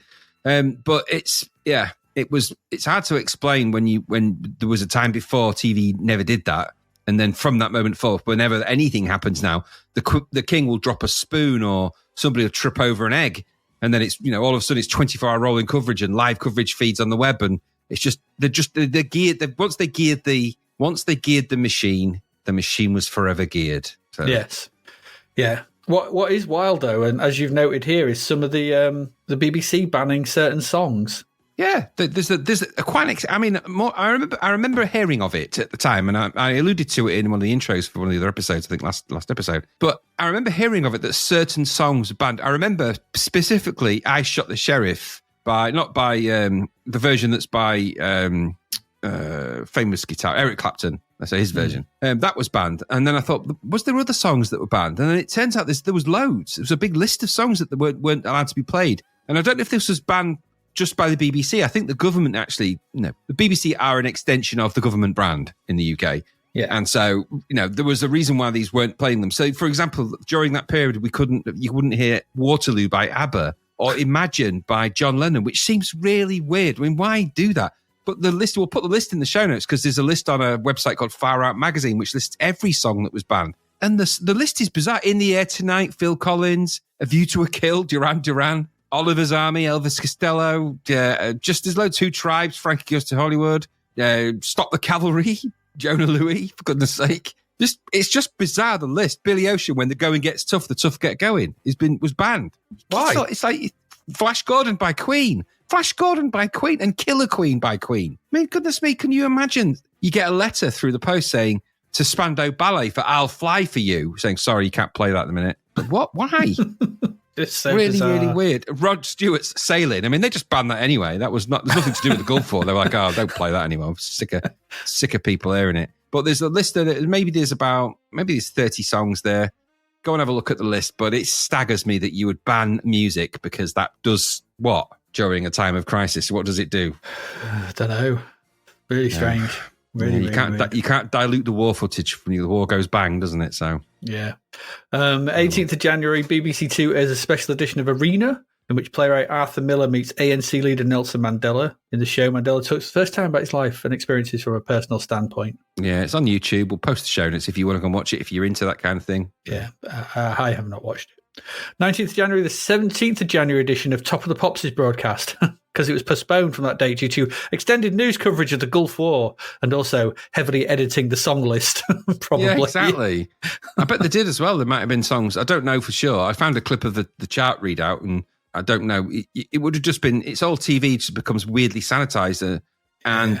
But you're allowed to watch missiles being dropped and on buildings and so it was that kind of coverage. For the first time we'd ever seen night vision in the desert where they were dropping bombs down chimneys and there was cruise missiles going down the streets and things like that, and all this crazy, what looked like video game footage. Yeah, but it would only be 16 years later that you were doing that in probably one of the first sort of photorealistic bits of gameplay in Call of Duty. It's just crazy that, and Top of the Pops gets moved for that, really? How dare you? Weird, isn't it? 28th of January, though, Oliver Reed appeared on an edition of the late-night Channel 4 discussion programme After Dark, discussing militarism, masculine stereotypes, and violence to women. Reed drinks And Reed drinks alcohol during the broadcast, and it's never a good idea, leading him to become drunk, aggressive, and incoherent. He refers to another member of the panel who has a mustache as a tash and uses offensive language. After 1 hour, Reed returns from the toilet and, getting more to drink, rolls on top of the noted feminist author Kate Millett. The show is briefly taken off the air following a hoax call to the station claiming that Channel 4 boss Michael Grade is furious. A random hoax to do. Who did that? Who's the hoaxer that did that? Tell you what, ring up and pretend you're Michael Grade. That's just the most niche thing. Say you're really angry. But who discovers they can do a really good impersonation of Michael Grade? How do you discover that? You put a cigar in your mouth. Yeah. That Oliver Reed's pissing me right off. Oh my God. It didn't sound exactly like him, but it's good enough for me. Yeah, absolutely. But there's clips of this on YouTube we'll post. You can have a watch. It's exactly what it sounds like. It's a drunk man being drunk. Yeah. Yeah. I've just, who thought putting Oliver Reed on a late night open discussion show with booze available? Who did that needs a stern talking to? Yeah, no, I mean, the guy was at that point, had problems with alcohol amongst many other things. Yeah, he was an alcoholic. He sobered up later in life, of course, and then sadly passed away, didn't he, during the making of Gladiator? But at this point, he was famously you would invite him on because you knew there was going to be trouble. Well, it was him, Richard Harris, Peter O'Toole. They were notorious drinkers, shall we say, party people of that kind of generation of actors. And back then on TV, you saw a lot of it. There was a lot more drinks in hand and slurpy drink shows, wasn't there? Yeah, booze and cigarettes. Yeah, exactly. You don't I can't have that on TV now. No, only missiles being launched and things like that at this point. but not to the soundtrack of Waterloo. No, not at all. No. Not at all. What new shows did we have to look forward to throughout January? There's quite a few. On 2nd of January, there was Potsworth & Co. Ooh. So this is more about the BBC. This was called Midnight Patrol: Adventures in the Dream Zone, a British-American animated series produced by Hanna-Barbera in conjunction with Sleepy Kids plc. Is known outside the US as Potsworth & Co. In the UK, the BBC felt that the suggestion of children being awake after midnight was inappropriate, which is reflected in the theme song lyrics in the British broadcast. Thus, the name was changed. The BBC was so uptight. They were anti-BBC at this point. I mean, AUNTIE. Yeah, the anti-Beeb. Anti-Beeb. But it's like, the thoughts of children up after midnight. Yeah, so, they felt that they were the nanny of the nation, didn't they? And they had to control everything. The moral compass, and they were. They'd gone on a bit of a weird rant because they were censoring all sorts of shows and everything at this point, heavily on UK TV, but BBC famously for it. Yeah. 3rd of January, the Britas Empire started. A British sitcom created originally by Andrew Norris. It starred Chris Barry, who's the titular character, Gordon Britas. He ran a leisure centre, wasn't it? Centre Leisure Centre. It was a bit rubbish. Did you ever like this? I was never a particular fan of it. I watched the odd episode, but I mean, literally watched the odd episode. It never really appealed to me. I know a few people that did like it, but not me. No, it's sort of classic British sort of comedy about an inept manager getting into situations of sort of farce and nonsense like that. It was very popular, peaked at 10 million viewers. Yeah, because the British people love that kind of show where you've got, only me, what do you think you're doing? That kind of that kind of person. They like a show with a character like that in it. There's been many of them. Mr. Bean type thing. Mr. Bean or Sorry was another one. You've just got a character and things happen around them and, silly situations. Some others do have them really as the kind of the guiding godfather of them all, really. Or the one we looked at recently, the I Don't Believe It. And that kind of thing. Completely escaped me again. 1 Foot in the Grave and Harriet Bouquet or whatever her name was, that one. Keeping up appearances. All that kind of thing where you've got a character-led comedy like that. And I like Chris Barry, though, as a I really like him, but not necessarily in this. I much prefer him in Red Dwarf and things like that. So. Yeah, absolutely. It's better written. On 3rd of January, we had Doobie's Duck Truck. Doobie Duck. Bloody Doobie Duck. The follow-up show for this was called Fuck Off Doobie Duck. We don't want you. It's the stuff of nightmares. If you actually watch that, it's the stuff of nightmares. Yeah, I watched that. I forgot that they're marionette puppets. I forgot that they were marionette puppets. So they've got that weird sort of spooky wires arms where they kind of float around all the time. I don't like it. Don't like it at all. No, it would be the stuff of nightmares for kids. Bloody Doobie Duck. And he had that. Did you listen to what Doobie Duck sounds like? Hey up, lads, how you doing? You're right. Hey, it's me, Doobie Duck. Oof.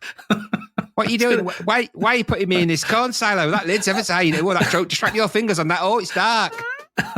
What's that coming in? I'm feeling something around my feet. It's getting a bit around my knees. I'm coughing a bit. Could you stop pouring? You're not going to stop pouring it, are you? Oh, well. I had a good innings. It's a bit dusty. Maybe I should have used my wings. Like they're going to call me Dusty Duck from here on in.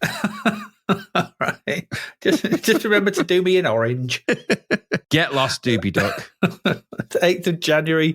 3rd of January. More Small Creatures. Gordon the Gopher got his own show. Yeah, he was well loved. So he got a show. I don't know what it's about. I never watch. By this point, I'm not watching this stuff. So it's not for me. Obviously, Philip Schofield is a bit, we don't really talk about, things have gone on recently. But Philip Schofield was the sort of kids presenter that was paired up with Gordon the Gopher back then, and I think he was in this show as well. So I don't know what it was about. Yeah, and he was very popular at that time. He's probably still popular in some instances. I don't know, but at this time he was upstaged by a hand puppet, which seems to be quite a thing. Yeah. 8th of January.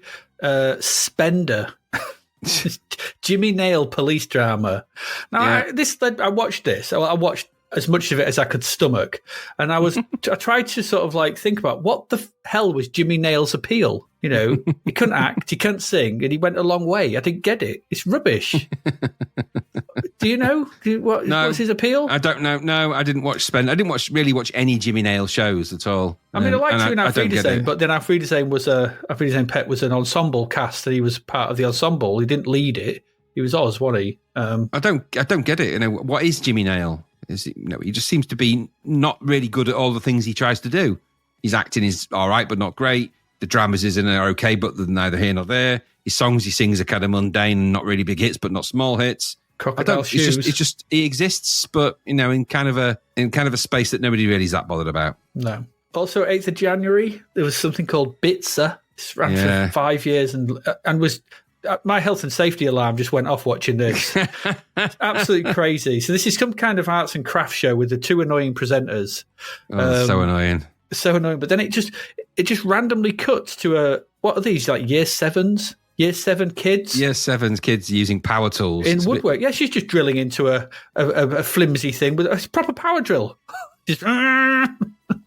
Yeah, exactly. Now, this is Lacey, and she's going to be... she's going to need emergency surgery. But don't worry. Then it cuts to another little girl just hacksawing away at a bit of wood in a vice. And then she just takes one hand away and tries to one-handed. It's like, oh, my God. Now, Kenny, you drill that. Just drill it a bit more. Just carefully. Carefully. You'll have Nancy's eye out. Oh, you have. Oh, well. We thought that would happen, and it did. Okay, kids, let's talk about health and safety and why you should wear goggles. Absolutely. Could someone get the plaster? Could someone get a plaster? Lacey, would you mind just picking up Kevin's eye? Thanks very much. Just put it in that pot. Don't worry, it'll wash it. Oh, you've trod on it. In your bare feet. It's all between your toes. I was going to ask you to blow on that, but you can't now, can you? Get the dust off. Let's just pop it back in. We'll make you one out of wood. There we go. Problem solved. What do you mean you can't see out of it? Of course you can. Of course you can, old wood eye. And that's what the show was about. 9th of January. 5 Children in It. Yeah, no. No, this is based on the fancy children's novel in 1902, also E. Nesbit. This was a lavish production, supposedly made in 1991. BBC turned the story, 6-part television series. Yeah. Who cares? I never liked 5 Children in It. January 19th, there was the Full Wax. Ruby Wax show. Yeah, it's an interview show hosted by Ruby Wax. 25th January, Boys from the Bush. Yes. Yeah. This was a British television series produced by the BBC. Again, it was created and written by 2 series. I don't know. It had some people in it that I recognised. I watched it. It was shite. I've got Boys from the Blacks. I want to say Boys from the Black Stuff actors in it, I think. But it starts off with a guy in a like a comfy lounge chair going, "Oh, where's me chips?" I thought, that's me out. Done. Absolutely. This is 2 kitchen sink even for me. This is January TV. It's terrible, I tell you. It's really bad. This is what we have to look forward to for the next few months, because these are the new shows. This is the cream of the crop to get us into the new year. 9th of January, Parnell and the Englishwoman. I haven't put these in order, by the way. No. A British television miniseries that aired on BBC Two. What is this? The Life and Times of an Irish Politician. Yeah. 3rd of January. No. 3rd of January. There was Gawain and the Green Knight. Gawain and the Green Knight. Yeah, in 1991, adapted by David Rudkin. Responsible folk horror classic Pender's Fen. Yeah.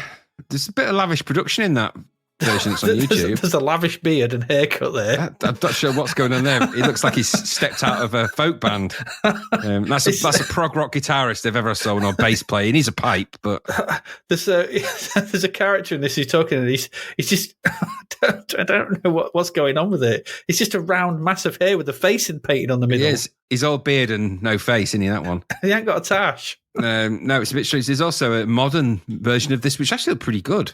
Sure is. It's a new version. It's out in 2024 called The Green Knight. Actually looks pretty good special effects. Quite low budget, but it looks pretty good. That's cool. Also, 4th of January, there's something called Devices and Desires. PD James. Yeah, do you remember the music on it? Yeah. As soon as I heard that, I was like, I knew it. Because that was my trigger to go, change the channel. Yeah. What is this? No, change. Yeah. 7th of January, Toucan Tex. Why is this Welsh? This is Welsh, Slicky as Slack. A British animated children's television program about two private detectives, a pair of anthropomorphic toucans named Zippy and Zach. I tell you, they were smoking heavy doses of weed that week. Wow. Not as much as when someone greenlit on the 8th of January Rod and Emu. Animated Rod. It's an animated Rod, Hull and Emu as well. Yeah, with all of grot bags and the yellow robot and Croc and everything. Crichton. Yeah, and weirdly, the next series after this was Grot Bags. That's the one that came after this. But it was real. So I don't know. Obviously, they got tired of being themselves for real. But they did the voiceover. Well, obviously Emu didn't do the voiceover or anything, but Rod Hull did the voice for himself. And it's like, Carol, if you're going to go to the extent of turning up to a studio and recording the voice, why don't you just be the thing? And what's her face was the Carol, I can't remember her name, who did Grot Bags. Yeah, she did her voice as well. Yeah. This is what baffles me, AD, because if you're willing to go to the extent of doing the voiceover for your own cartoon, why don't you just act it anyway? Don't just be it. Yeah. Does that mean he was tired of being himself? Which is weird because he's also Emu. So, but Emu wasn't tired of being Rod. He looks well young in it as well, doesn't he? They've smoothed him for the animations and they've made his chin a thing like a banana. Yeah, they've thought, we'll go for a caricature. Make him like a caricature. You've made him look weird. Yeah, weirder than he does. Said it before and I'll say it again. There was never anything funny about bloody Emu anyway. He's an out-of-control, aggressive bird. Yeah. No.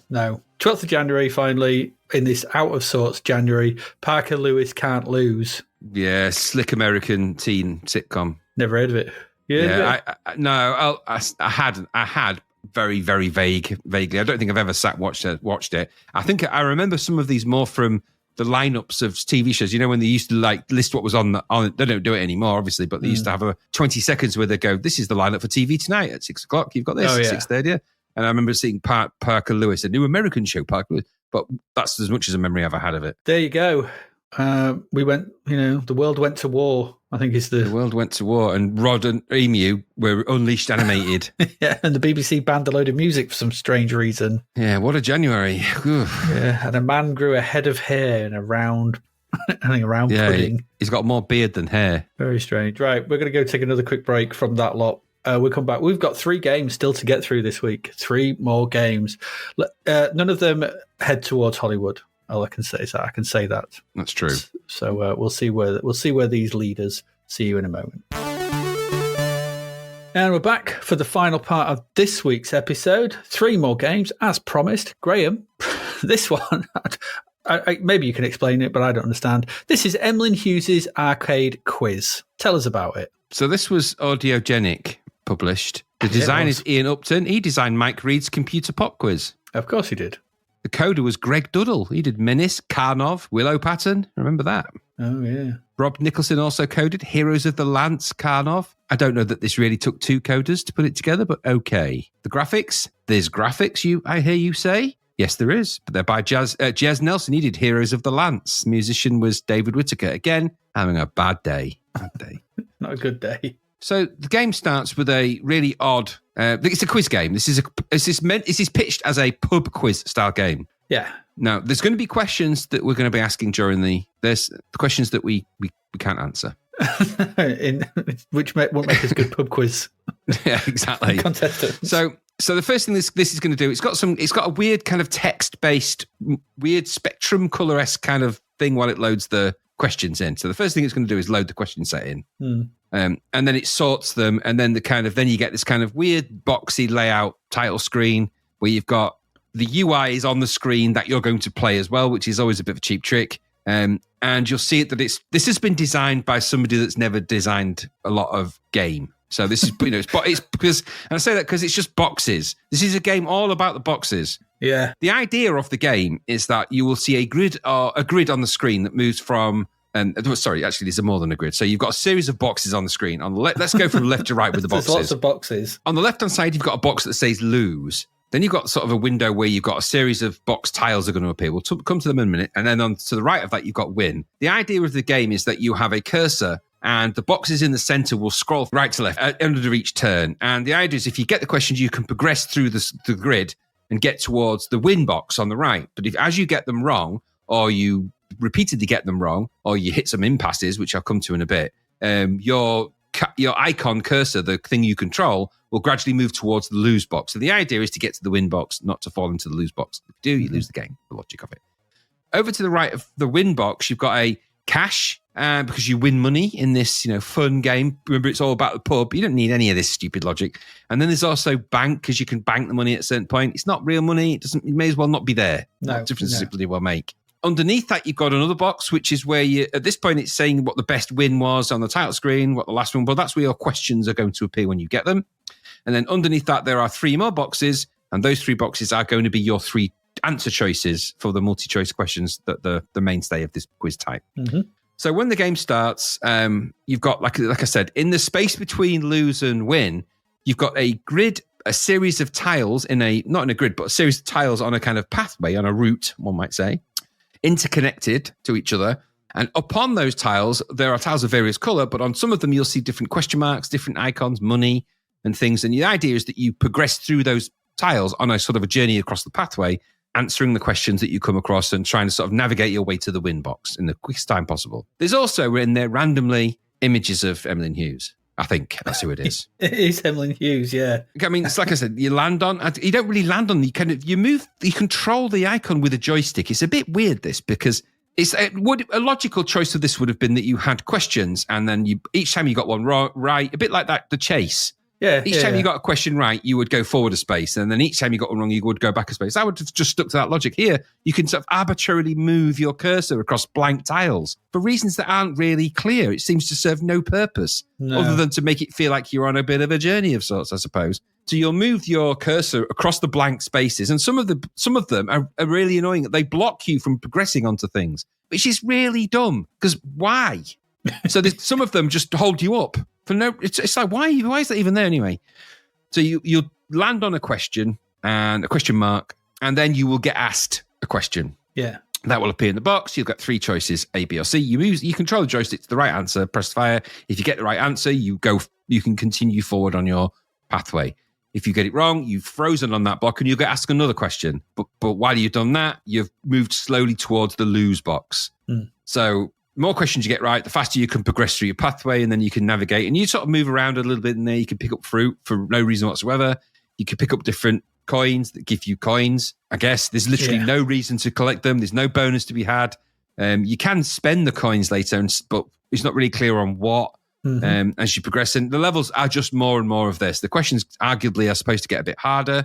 And that's kind of the mainstay of the game. Now, this is a multiplayer game, so you could play this, multiplayer if you wanted to. And maybe there's mileage in that. Oh, is there a multiplayer in it? I couldn't find it. Yeah, I think it's meant to be multiplayer. No, I have to say, players one only. Oh, well, then that's a bit silly. I thought, because in the Zap review they said you can play it multiplayer, but maybe they were talking about the other version. One only. But yeah, I think it is. But I think maybe the other versions, maybe you can do it more multiplayer. I don't know. Anyway, so one player then, a bit dreary that, isn't it? So the idea then is you just go, it's kind of it asks you to insert coins. So and you can load other question sets into it and stuff like that. But so it makes it into it's a pub quiz game. I suppose you could have your mates around and sit there and debate the answers. I suppose maybe that's what they were alluding to in the Zap review. Yeah. So, so you could all be sat there going, no, don't use that one. That's kind of how the pub quizzes version of this, the arcade ones work, but they're way more interesting. Quiz machines. And you can actually win money at them. Here, you can't win anything other than you'll have questions about Emlyn Hughes. Like, why is he looking like that? What does it mean? Now, the questions do get harder. Some of them, I actually found the questions actually had a good pace to the kind of difficulty. So you could actually, unusually for these sort of things, the questions had a kind of, they weren't all set. They sometimes have felt in these quiz games like they're stuck in a little bit of the time loop. And if you don't know much about that time period, then you're not going to know many of the answers. Here, they were a bit more generic, and I found I could answer some of them. Actually handle it. Again, this podcast coming into with the music questions coming quite really handy. Yeah, absolutely. But I also spotted the first, outside of problems I caught to a minute, there was a bigger problem, and that was, and I had checked these as well, some of the answers are wrong. I thought this as well. There's the hand on the right, isn't there? There's like a hand. Mm-hmm. There's a point where one of the squares flips that downwards. But whilst that hand is downwards, after that, for the next few questions, you've got to answer it incorrectly to progress. Oh, right. No, they were questions that were genuinely wrong. Answers that were wrong. On ordinary ones from the start. Yeah. Okay. All right. Yeah, because they weren't triggered. Wrong. Yeah. Okay. Yeah. And so, yes, there are trigger things where, like I said, there are actions that happen, but they can happen inconsistently. And that trigger point isn't always triggered because you can go back and untrigger it. Yeah.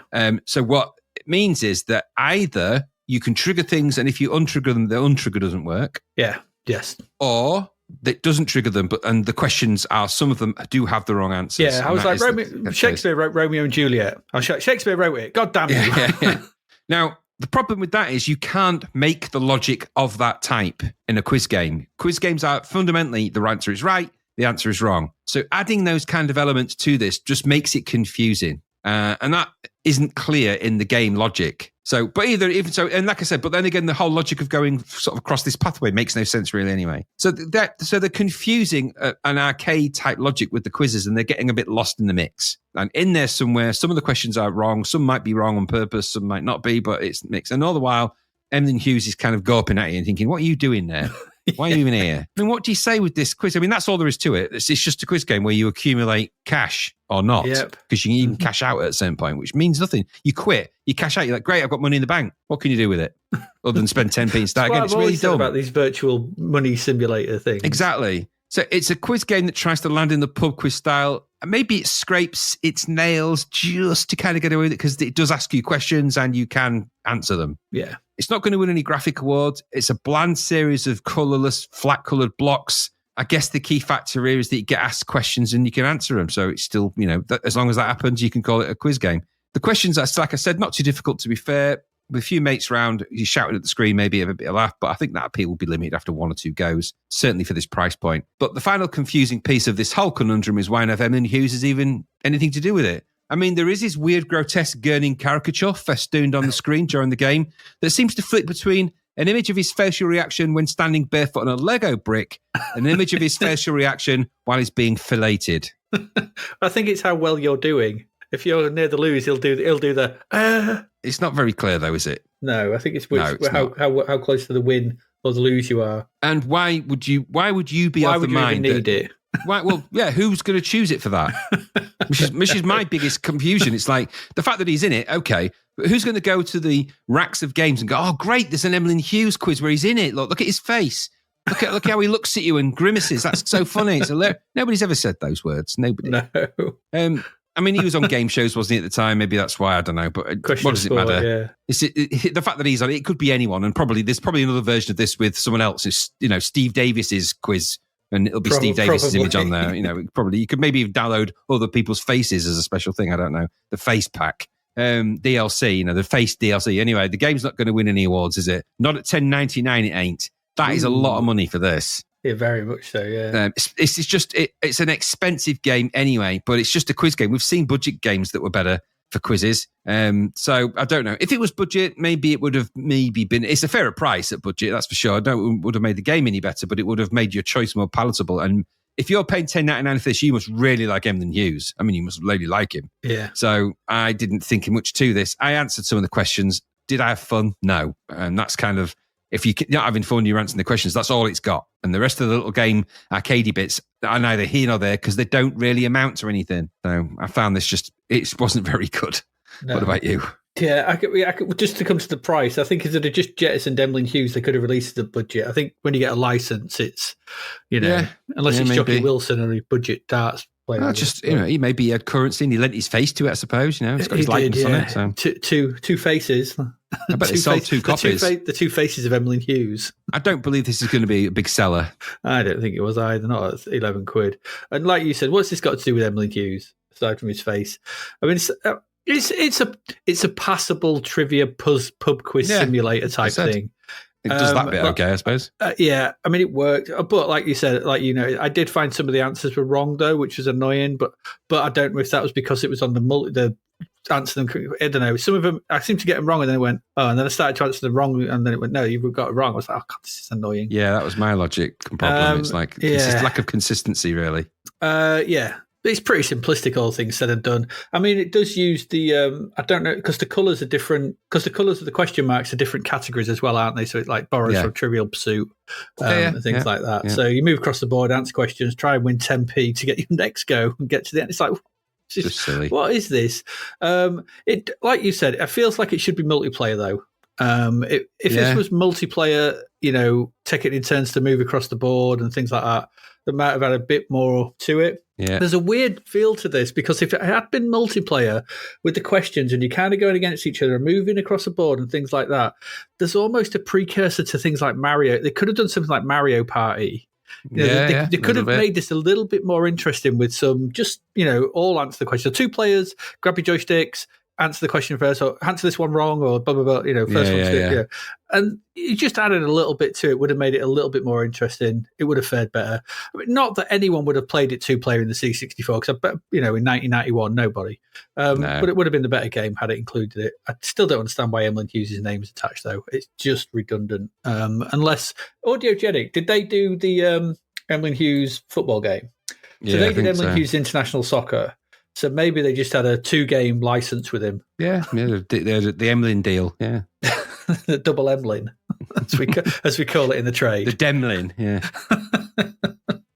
Yeah, you'd have thought that had been made by Gremlin, though, wouldn't you? The Demlin. Demlin by Gremlin.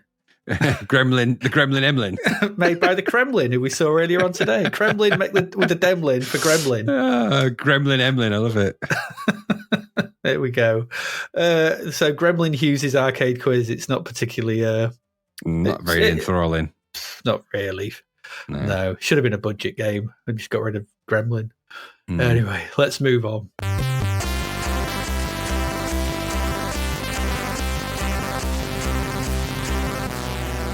And our next up is full price. This is Dragon Breed. Dragon Breed. So it may be a new year, but the arcade conversions continue with Activision's conversion of IRM's Dragon Breed. Dragon Breed was originally released in the arcade in 1989. And in Japan, Game Machine, Graham, listed Dragon Breed on their August 15th, 1989 issue as being the 4th most successful table arcade unit of the month. A bit better than RoboCop 2. Yeah, just 24th. Rubbish.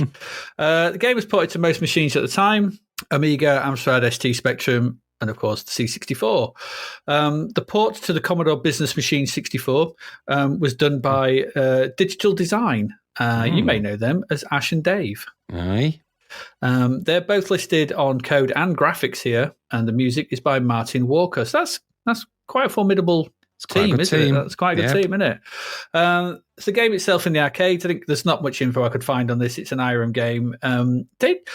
For somebody with the name of IRM, they didn't release many games that people sort of remember. It's R-Type, Moon Patrol, Kung Fu Master. That's their 3 big ones. Yeah. Beyond that, not a lot. In fact, they stopped creating games I think in the mid-90s, IRM. But maybe that's why. Nobody likes our games. Don't make any more. But R-Type is still going, so I know who's making that. So this runs on an 8 megahertz V30 and a 3.5 megahertz Z80 CPU in the arcade, and M72 custom 3.5 megahertz sound chip. Ooh la la. According to the manual, the story for Dragon Breed goes like this. The story. Caius became the king of Agamemnon Empire when he was just 15 years old. Those who were dissatisfied with his enthronement conspired to break the seal confining the king of darkness, Zambaquos, to seize the kingdom with the black power. Ooh. There you go. The game. The main character, Caius, in case you forgot, sits astride a large dragon, Bahamut. From this position, he must fight. This is written badly. From this position, he must fight dismounting the dragon at strategic place to aid progress. It's always difficult dismounting dragons. You got to fight it. You got to fight. I'm not getting off. Get off. I got my foot stuck. Get off. So, okay, you got to fight. And you have to dismount the dragon at strategic place to aid progress. Right? You do? That's your lot. So, for the purpose of this review, I mostly played the cartridge version. Of course. Which somebody's made, which sped things up quite a lot. But I did try out the disc version as well to check on the loading. The game starts with a nice title screen. There's no loading screen. It starts with a nice title screen. It's got the Dragon Breed logo, kind of comes on from either side, just like it does in the arcade. And it's nice. There's also a decent tune from Martin Walker. Very Martin Walker sounding, though. It's his usual sounds. I'm getting to know Martin Walker's sounds. But it's decent nonetheless. It's good. It's a good title screen. There's not a lot else going on. It's just the music and a nice logo straight from the arcade. So, there we go. So we can press fire and start the game. And one of the things they've done for this conversion is, like we saw with Alien Syndrome, I guess, is one of the closest. They've tried to stay as faithful to the arcade game as they can. So upon pressing fire, we get a nice musical sting, and it says stage 1, and it says, press fire. So we get that, and we're waiting. So you press fire, and it gets us the intro from the game. And it's not. So we're in the arcade. We've got Caius. You've kind of got this sort of dragon like monument in front of you, and Caius is shooting at it, and it blows up. We're missing Caius at this point. This thing's just sort of spewing rocks, which is kind of a bit weird. So we're not quite sure why. Until it sort of blows up, and then our hero comes flying on from the left of the screen. And this is kind of where the USP, the unique selling point of this game, becomes obvious. So this is a left to right horizontal shooter. I'm guessing this was probably built on the R-Type engine to some degree. I mean, it's IRM, so there's probably been a bit of tinkering on the hood, but it's probably using the same thing. But here you play as Caius, and you ride along. I'm guessing is it a Chinese-style dragon? It's like one of those with a long. It looked like one, didn't it? Long, thin, long tail, and long sort of one of those kind of dragons. And then, it's Bahamut. And this is a pretty cool idea, actually. We've seen that other horrible dragon one, that vertical Scottish one, but here there's a big long dragon behind you. Kind of, it's almost like Salamander and Nemesis, where you get the multiples and they follow behind you. Imagine loads of them, but actually joined together, and that's kind of that's Caius. That's Bahamut. Sort of, he moves where you do, sort of sinewy sort of tail behind him. Controls are fairly simple. 8-way movement as your normal sort of left to right scrolling shooter. Fire to shoot, because you're riding the thing. You shoot Caius's crossbow as your main weapon of choice. If you hold down fire, then Bahamut will charge up his fiery breath shot, and releasing fire will shoot this out. The longer you hold fire, the more powerful the breath to take out some bigger enemies. And it'll go straight through them as well and knock the ones out behind. The game starts, you instantly be beset by various enemies flying towards you. It's a left to right scrolling shooter. What do you expect? But this is actually where you can put Bahamut to good use. And this is kind of where this game is a little bit different. The dragon is invulnerable. So the dragon cannot be killed. And you just need to stop anything hitting Caius. So Caius is the weak point. Stop things hitting him, bullets, enemies, things. Use Bahamut. You can kind of use Bahamut as this kind of shield or this kind of like thing. So you can fly above and round around the back of stuff, and stuff will try and sort of fly into you, come towards you. And if it flies into Bahamut, it'll get killed. So that's kind of cool. So that is kind of lends this a different feel than other shoot-em-ups that we've played. So like I said, the way Bahamut is displayed, it's long-tailed, curls, and it follows you as you move, and as you use his body to destroy enemies and keep Caius safe. That's the point. Quite interesting, as I said, lends it an original feel as you've got permanent shield. The enemies come in various shapes and sizes. Starts off with some small waves of them, and then you get these larger ones that float towards you. They're supposed to be like hornets. In the arcade, they're bright yellow. Here, they're grey and white. There's been C64. You can kind of make them out if you take a little bit of time to think of them. They make an annoying noise when you shoot them. One of the things about this game as well is it does have music and sound effects. Always good double bill, so that's nice. As you progress, and in typical IRM style, it says that in the instructions actually, there are power-ups to collect. And these, Caius is always just firing his crossbow.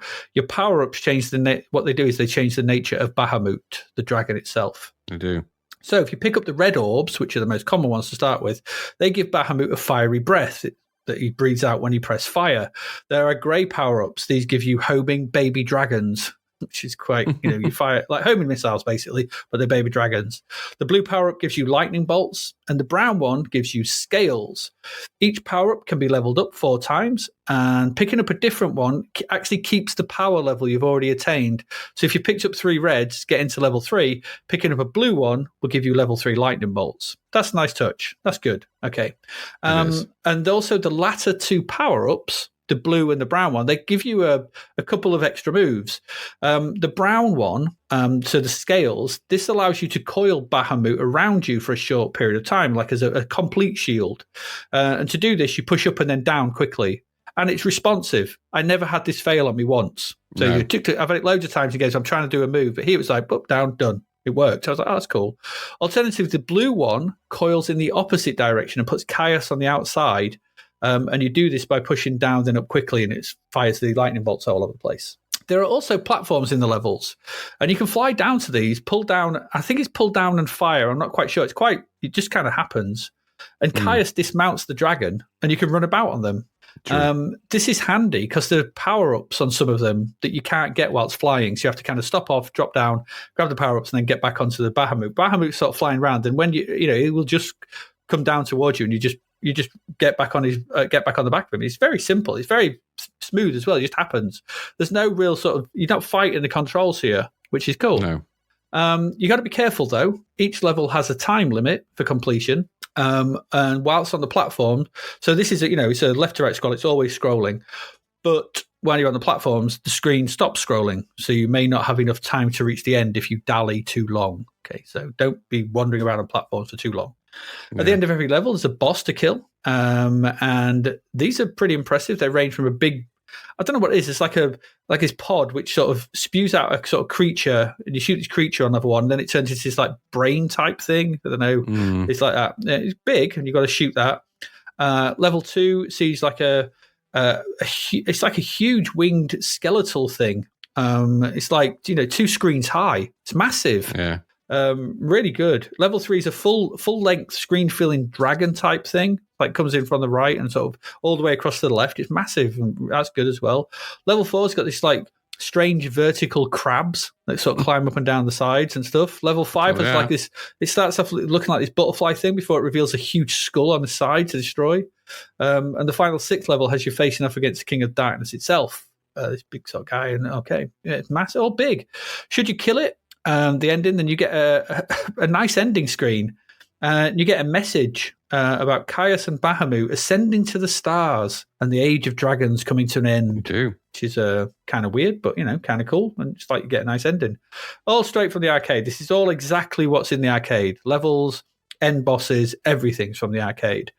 The levels themselves are quite hard to describe, because they're quite fantasy and odd, with no real sort of recognizable elements to them mostly. They're just kind of weird backgrounds and platforms and stuff. So there's these tendrils, platforms, enemies, stuff to shoot. It's not like you're in a factory, you're going through this sort of sci-fi bit, you're going through this bit. They're just weird. They're just weird levels. There are some good sections though. I like at the start of level 3, you sort of fly into this massive dragon at the start as it's flying across the top. Again, straight from the arcade. They've included it all here. So commendations must be given here for cramming the arcade into the machine. It's pretty all here, because all elements of the arcade game are pretty much here. All the power-ups, all the level bits, all the end bosses. It's all good. It's gone through the C64 filter, of course. But I think they've done a really good job, and it's impressive what they've actually done here. They've even managed, and this is another nice touch, to keep the vertical scrolling of the levels. So the levels are bigger than 1 screen high. So there's a bit at the top, and you can sort of move. As you move up, it scrolls up slightly, so you can go up to sort of further up, and then you scroll back down to the bottom. So they've kept that. That's from the arcade as well. They've managed to keep that as well, and the ability to land and run about, and those are elements that could have easily been jettisoned, just to make this a sort of bog standard left to right scrolling shooter, and without those vertical bits of running around bits. But they've kept them all in, and I think that's good. So yeah, well done. The visuals, and there's one element I'll come to. They range a bit blurry to pretty good actually. The scrolling's smooth. There's no problem there. There's a little raster flicker down the bottom just above the UI. There's no slowdown that I noticed. No matter what's moving true. about on screen, it all keeps going. The end of level bosses, particularly good as noted. Levels 2, 3, and 4 being standout examples. Sorry, 2, 3, and 5, I think. The big sort of butterfly tends with skull, the screen filling monsters from 2 and 3. Really impressive, really good. The UI at the bottom of the screen is kept to a minimum. Just got your live score, high score, stage, and the timer. All really clear, nice and big, easy to read. Don't need anything else, it works. So the only thing that lets this down is the flickering. So the dragon constantly flickers, and some of the other bigger enemies do. Not the bosses. The bosses are solid. And the normal enemies also show no signs of flicker. Now, the review in Zapped mentions this might have been done to kind of give the dragon like a shimmery quality, like an ethereal quality. I'm not sure. So I don't know. I mean, it's off-putting at first because you're like, oh, what's going on? It's a bit flickery. Is the rest going to be it? But because the rest of the game's pretty solid, I actually stopped noticing it after a while because I was just focusing on the flying and the shooting and the getting through the level and the destroying and picking stuff up. And, I just didn't notice it. So it was off-putting at first. I didn't notice it after a while because the game it plays very well. I thought this is a really solid port of the arcade. And one of the things we've said about so many of these left to right scrolling shooters, too bloody hard. Yeah. Not here. The difficulty curve here is really good. Starts off, it's almost a bit sedate to begin with. There's not a lot coming towards you, and it can feel a little bit not tedious, but a little bit like, can we have a few more enemies? But once you get going, there's more enemies, more tricky bits to get through. The start of level 2 is quite hard with lots of sort of rocks coming at you, and you've got to really dodge about and things like that. Yeah. And that's quite tricky. The end of level boss is quite tricky as well, but I found the best way to do that was to level up your fire breath as much as you could and then get close to him and just hold down the fire breath the full stage, and I kind of killed him quite quick after that. So you don't just hit a brick wall at like about 2 screens in. You can get quite far into this, and it's quite forgiving. Dying is a bit of a pain. It does remove all your power-ups and put you back to its green stage. The green is basically when you first start off.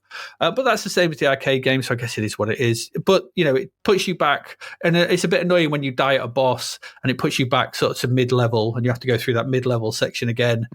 But it does give you a chance to pick the power-ups.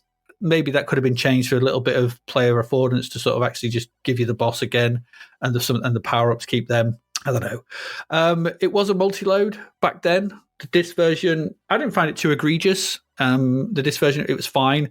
Playing the cart version, though, makes this feel... this felt like a Master System game in the way that the speed of it, the look of it, and the way you can get into it sort of the way it emulates the arcade game. It just felt like a really good conversion, that bit of flickering and stuff, but it felt that, up and down. I liked those in that first level. You got those mountains in the background. I thought they were well drawn as well. So when there are recognizable elements, they're well done.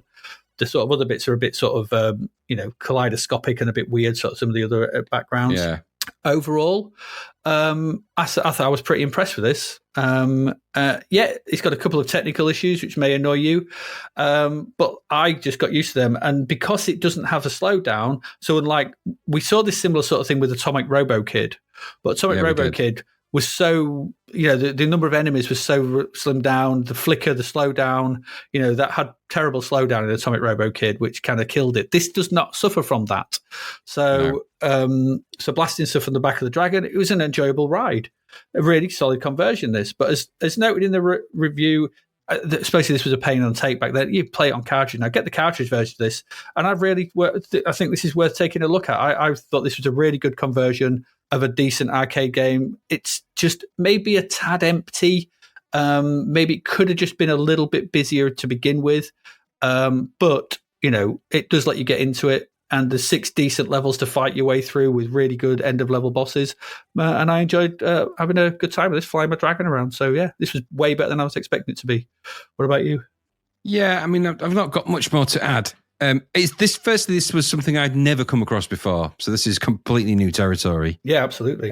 So by now, I'm out of the C64 ownership brigade, and I've got an Amiga. So I'd never seen this. Now, my first thought was actually this is pretty impressive. I wasn't aware of the arcade port or the arcade at all either. And my initial thought was this looks really impressive. Yes, there's some trickery being used to make the screen scale in the way it does because it's quite big. There's quite a lot of scope. The enemies do have a flicker problem. you're either going to have to just sort of put that to one side or just go with it. Because if you do, there's a lot of game to be had here. You are flying on a dragon at the end of the day, and there's more going on the screen than your average game of this type, and quite a lot of it. Mm-hmm. I like the look and feel of it. It has a 64 look to it, but it's quite colourful, and the sprites were very varied. It controlled pretty well. It was easy to get into it and go and start to sort of feel like you were getting places. It was actually a lot, same as you, it's a lot better than I thought. The flickering did start to get to me because I'm a little bit, after a while, I'm like, it started to feel felt a bit like it was a bit much. Not so much on the dragon, when there was a few enemies on the screen. At a certain point, that when they get to the lower part of the screen, it seemed there was a problem with it. So when the dragons collected at the bottom, the bigger ones, because they're obviously made up of maybe 2 or 3 sprites, those things. So when they were getting towards the bottom, it kind of got a bit, and it sort of wasn't quite working. But the game runs at a pace regardless. And if you're willing to suspend that, the rest of the game functions pretty well. Scrolling's all good. I thought the music was good. It's got a nice, that Martin Walker kind of sizzle to it. So I liked what I played. It's certainly better than the average that we've been playing of these side scrollers. It's one of the best ones we've had in quite a while that's come along. And I quite enjoyed playing it. Now, my problem was I'm just a little bit shoot 'em up fatigued. So I wasn't going to put a lot more into this than required. But I liked the look of it. And I like the fact that it was but there was another game that we had that was kind of bigger than the screen and you scroll up and down, which was quite nice. It's quite nice when they do that. So it was Atomic Robokid, I think, wasn't it? That was, like you say, so it was a little bit to that, maybe. I quite liked it. What can I say? I thought this was good. It's also $9.99, the proper price for a game of this type. Yeah. So I thought it was pretty good. It's probably about time. They've been iterating over designs for so long. It's Ash and Dave had to come up with at least one that was better than their average. And so it is. I enjoyed what I played. I thought it looked quite nice. The sprite design was okay, but varied enough to get away with it. And it felt like a good arcade style shooter, albeit that it was a bit C64 flickery. Well, some of those boss graphics, especially towards in that first level, they're really quite spectacular. Yeah, the backgrounds and the detail on the graphics. That second level boss, when it comes up and it just keeps going up and it's massive. Really and then that massive, big one at the end of level 3, which comes all the way across. Across the screen. Genuinely, they're surprising. You don't expect to see something with that much, game going on. I enjoyed what I played of this, and like I said, I got quite far in it. I wouldn't say I was defeated by the flicker. I think I was just, I wasn't going to go for lots of repeated plays. But back in the day, if I'd have had a C64, it's just a little bit of a demonstration that there is still shoot 'em up life in it, albeit that there's a few little compromises. Pretty good game. 79%. I don't know. I'd have given it a little bit higher, I think. I would give it deserves a bit more of a reward for it. It is pretty good. They marked it down because they played the tape version, and they said the tape version, the multi-load, is really egregious. It really ruins it. Yeah, I can imagine it would. That's what they knocked it down for, which is fair enough, because they said that the amount of visuals in each level require chunky loading. And I think one of the comments was that some games load quicker than the levels load on tape. Yeah, that's fair. If it's a slower, then that is going to kill a shoot 'em up, isn't it? So all right, fair enough, fair play. Yeah. But I played the cartridge one and it was pretty nippy. So that's what I mean. If you go in the here and now, if you go back to this and play the cartridge version, you're probably going to have a good time with it. Yeah, I enjoyed what I played. It was good. Yeah, absolutely. There you go. Dragon Breed. Surprisingly decent. Let's move on. We still got one game left for this week. Let's move on to that.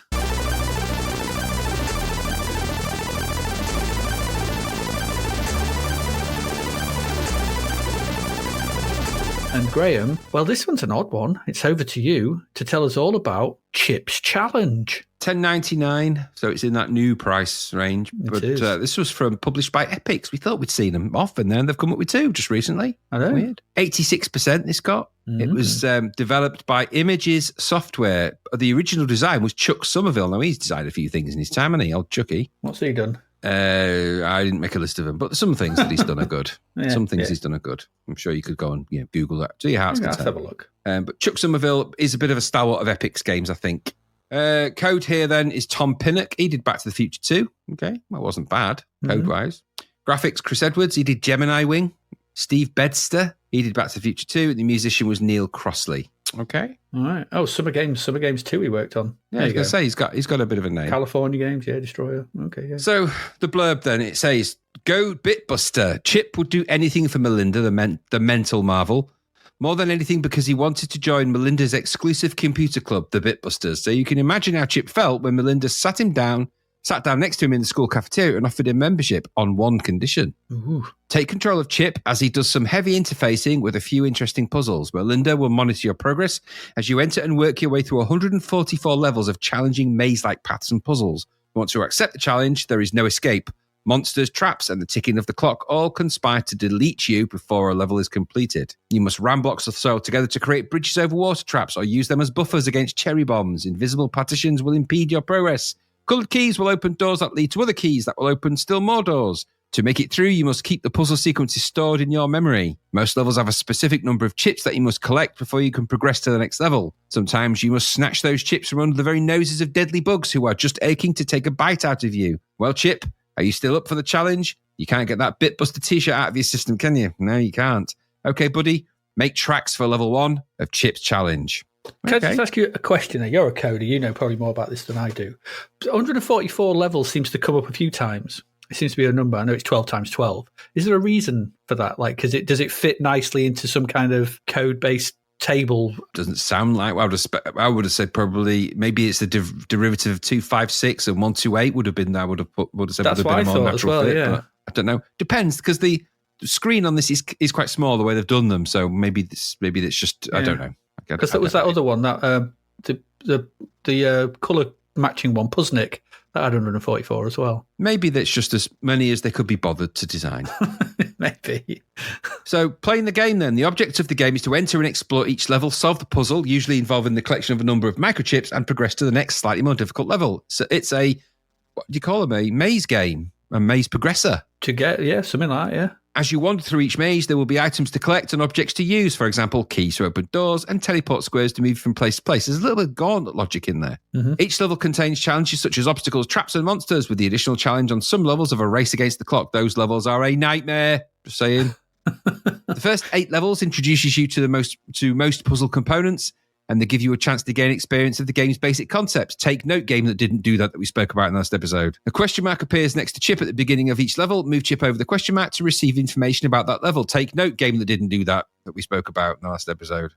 For more detailed information about the obstacles and special items you can find, see helpful items below, and that's in the instructions, obviously. Useful items such as keys and shields must be picked up and added to Chip's inventory. To pick up items, move Chip over them. The items will disappear from the action window, and an icon representing it will appear in the inventory section of the information window. Very straightforward. Mm-hmm. Most levels have a specific number of microchips that must be collected as part of the puzzle solution before you can pass the microchip socket and progress to the next level. When you enter the first level, the number of microchips to be collected appears under chips left in the status panel. On these levels, you must solve part of the puzzle to gain access to the chips. On some levels, the chips left indicated is set to 0 when you enter the level. This means that no microchips are needed to solve the puzzle. Ooh, dastardly that. Mm. And then in the instructions, which I'm not going to go through, there's a whole identifying list of the different kinds of chips, the exit squares, dirt blocks, the various different fire shields, water shields, the different kind of things that you need to get. And then there's traps and monsters and obstacles. And I'll cover them more when we actually look at how the game plays. So what this is described as a top-down, tile-based puzzle video arcade game. That's a bit of everything. Yeah. And this was actually a launch title for the Atari Lynx. So that's the direction this came from. It was later ported to several other systems and was included in the Windows 3.1 bundle Microsoft Entertainment Pack 4 in 1992. Wow. And the Windows version of the Best of Microsoft Entertainment Pack in 1995, where it found a much larger audience. This is from the wiki. Now, the reason I mention that is because there's a footnote I'll come to in a minute. The original game was designed, like I said, Chuck Somerville, who also made about a third of the levels, which is quite interesting. Most of the conversions from the Atari Lynx original to other formats were carried out by Images Software in the UK. So they did all the conversions. The game was re-released on Steam on May the 28th, 2015, along with a sequel called Chips Challenge 2, which was also designed by Somerville. Now, this is the weird footnote. Prompted by the popularity of the Microsoft releases, Somerville created a sequel, Chips Challenge 2, in 1999. Somerville was unable to release it independently as the trademark was owned by Bridgestone Multimedia Group. Bridgestone, a Christian publishing company, had purchased Epix's assets when that company folded in order to acquire Bible software produced by the company. Bridgestone had little experience with the video games industry and required that Somerville pay a 6-figure fee for the right to publish the game, which was not consistent with industry norms at the time. Somerville resumed negotiations in 2010, and after 5 years, Bridgestone and Somerville's company, Niffler, released Chips Challenge 2 via Steam, like I said, on May the 28th, alongside a Steam release of the original game and a level editor. I mean, he obviously really liked this game. It was a real soft spot in Chuck Somerville's life for him to negotiate for over what is an extended period of 10 to 15 years in total, really, to get that second game out and to get the rights to it. That's interesting, isn't it? Mm-hmm. So the game then, when it starts, your C64 game, I played the cartridge version of this because there's a cart version. I don't know if that was how it was put or there was whatever that version, but it was probably on disc, but either or tape or whatever. But when it loads, you get kind of fairly rudimentary title screen, but it's quite effective. So it's green background. It looks like a bit like a microchip board, like a circuit board. And then you've got kind of microchips on it, and you've got Chips Challenge written out like that. Some name credits, a picture of Chip himself. And then when you press fire to start the game, you'll get like a little bit of script on that background. So it says Nerdy Chip I can't even read it because it's green. It's white on green, which is quite hard to read. But anyway, there's a little bit of extra story. I won't go into that. I kind of told you what the story's about.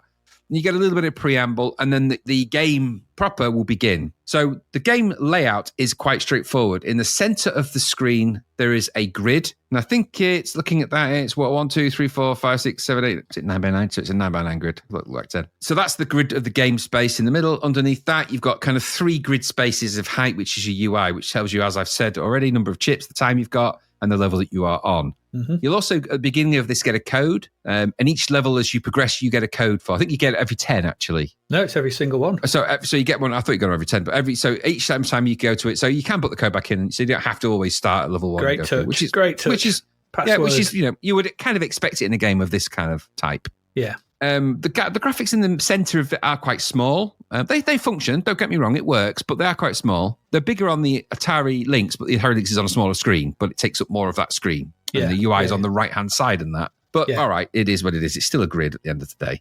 In that grid, which is kind of grey tiles, it's a tiled sort of grid. In that grid, you'll find there are dark grey tiles, which are floor. There are light grey ones, which are wall. And then there are different coloured ones, which represent different aspects.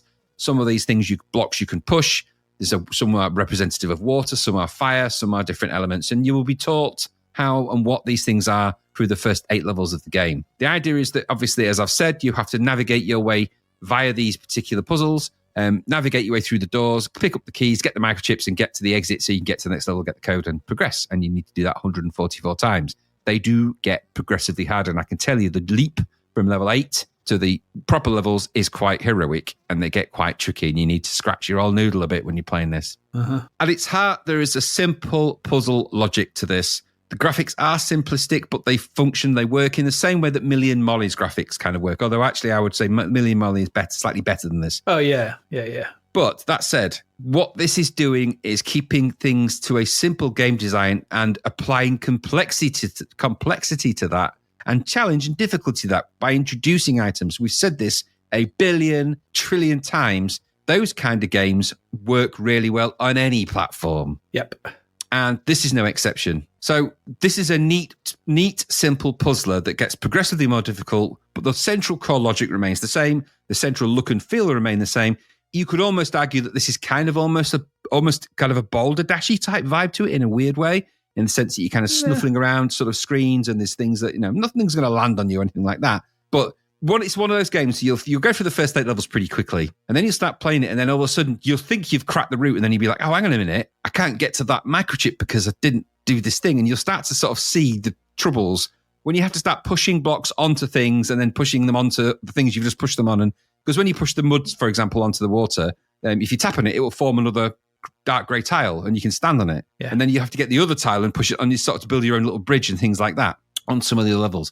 So then there's one level where when you go to a room, you have to pick up one object which makes you impervious to fire. And then you can go in the fire room and pick up the object that makes you impervious to the ice, which means you don't skid. And it's that kind of game. Each level up to level 8, introduces an extra item, but the game's maps get progressively more complicated, more challenging, more difficult, because all the while you've got to navigate this grid and get through. Now, I can't remember if it scrolls across in the grid. I can't remember. It does, yeah. It's got a scrolling screen, yeah. So the screen is bigger than what you can see. Yeah, so your window is that grid, that 9 by 9 grid, but that is actually of a much bigger map, and the levels get pretty big and pretty complicated too. Like Boulder Dash. Yeah, that's what I say. So there's hints of that kind of logic of it. And that's kind of how the game plays. Now, it's a disservice for me to say that this game is simple, because it is, but that's not a problem. That's actually one of the best things about it. The game logic is a simple application. It's almost like pure game design, this. Yes. You're taking game design right back to its core. Grids, moving things around on grids. How many games are fundamentally based on that principle? So many. Mm-hmm. And this is a great version of that. Now, it does fit.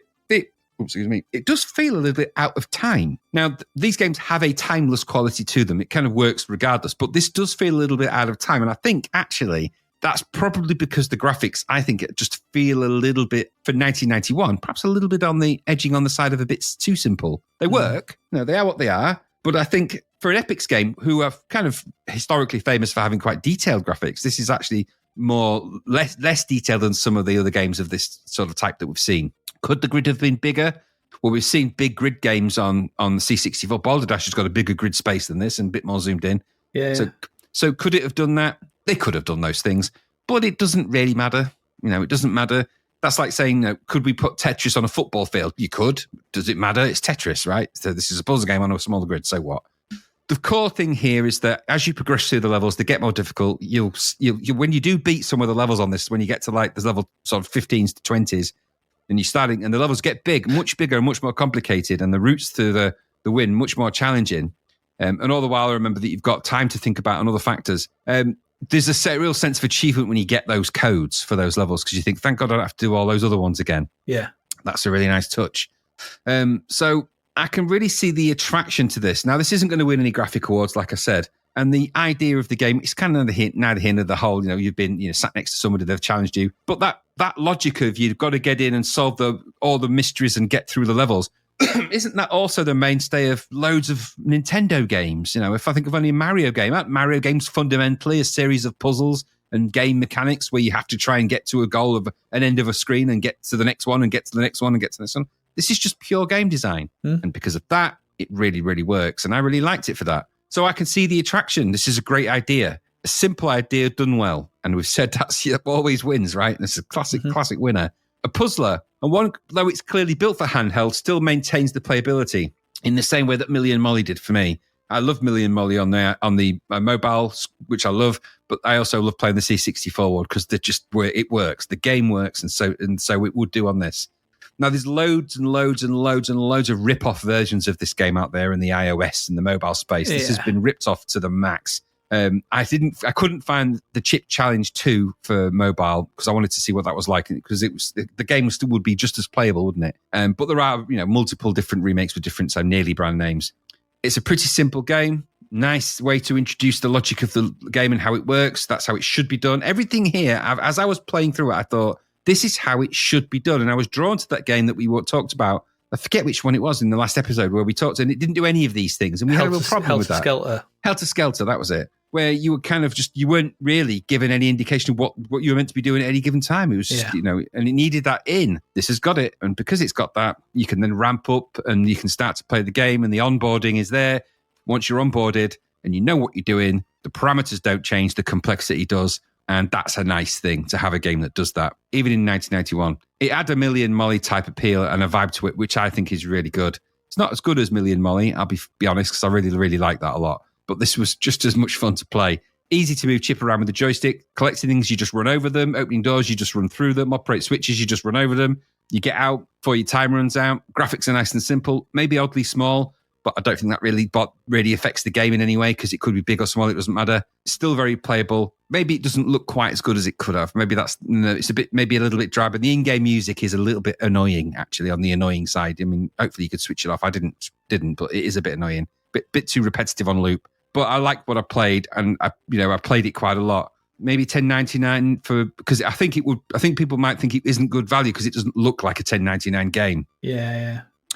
But it's very playable and exceptionally well designed, and you can tell because the best designed games persist, and this one certainly has done that. Very simple, but the core game is superbly playable, and with all those levels, you'll be at this for ages, and you can go back to them. You can just try and pick up the levels where you left off. That's the mobile logic. That's almost modern mobile logic. Well, it's made for a mobile platform, wasn't it? I think that's the thing. But it's more, I know for the Lynx, but Lynx wasn't a particularly well-versed handheld. No. But the modern mobile logic is that, you can just pick up and go, pick it up, put it down, pick it up, put it down. It's on you all the time. You can just, I'm at the bus stop. I'm going to play that level I can't do. I can't do it. Get to where I need to be. I'm going to have another quick go. This allows you to kind of do that logic. It's pretty quick to load on, obviously off the cartridge. It was like lightning. I don't see it being a big loader. And with it being an Epix game, again, like I said about the last Epix game, this may very well have had the Vorpal load on the C64, which would have meant it would have loaded like greased lightning. I don't know that the cracked version we've got would have been. It's probably not, but Vorpal was a fast loader for Epix, and this doesn't look like it's got a lot more loading going on in terms of the level than any of the other Epix games that have had complicated graphics and things. So yeah, really, really good, really enjoyable. Easily the best game out of all of that lot, which is crazy when you think that Robocop 2 is in there and all these other ones. But with Dragon Breed, which was a real surprise, but it had that flickering, Chip Challenge comes along, really playable, good old-fashioned style, arcade puzzler type thing. It brought me back to why I really like Boulder Dash and games like that. It just brought it back to that. Now, these kind of games I've always liked on the C64. They've always been a good mainstay. And this one, maybe it just lacks a little bit of the polish, but so bloody what? It's a great, great game. Really good fun. And I'd never seen it before, so this was my first entry into Chip's Challenge as well. I loved it. What about you? Quirky little puzzle game, this. Not what I was expecting at all. I saw Chip's Challenge and I thought it was going to be a quiz game or something. I thought it was going to be Mr. Chips or something. Crappy platformer. Like my thinking was it was some kind of crappy platformer where you jump in as a kind of a microchip or something. Yeah, but Bobby Chips has lost his solder or something. Good old Bobby Chips.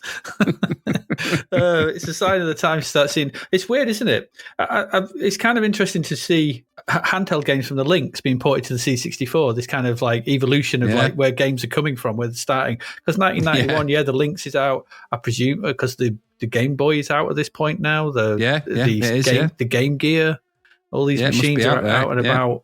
And it's weird to see them starting to get ported over. So this one really works, though, as you rightly said. I'm not going to disagree with anything. 144 levels to go out, a password system to take you to where you left off. Like you said, that's very mobile.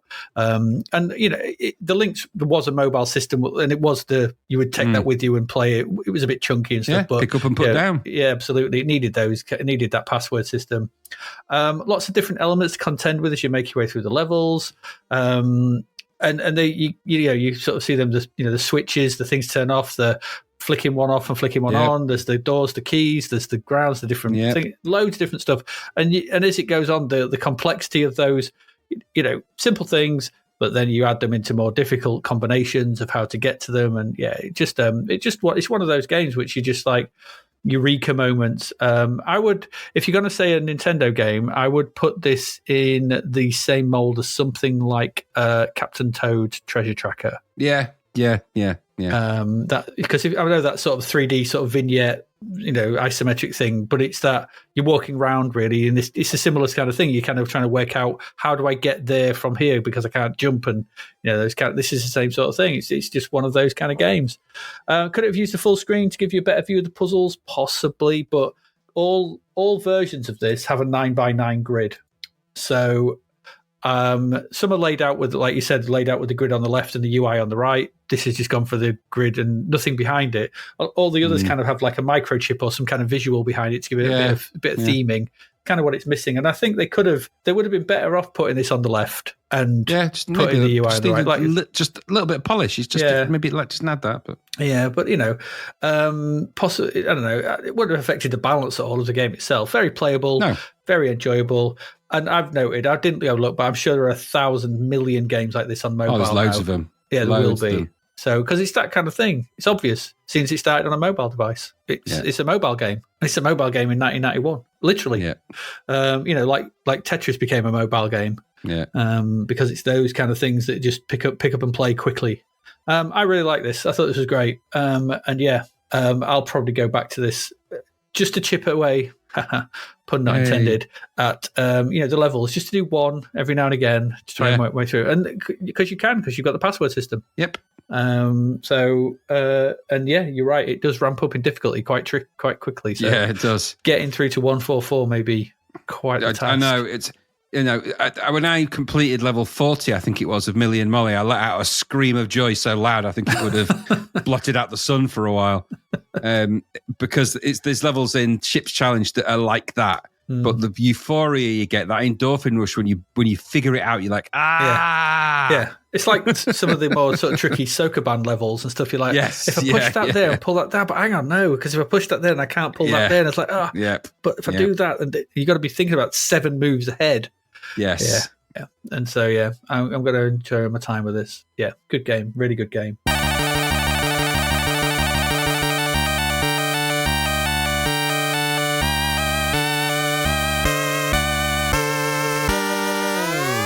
That is the end of the episode.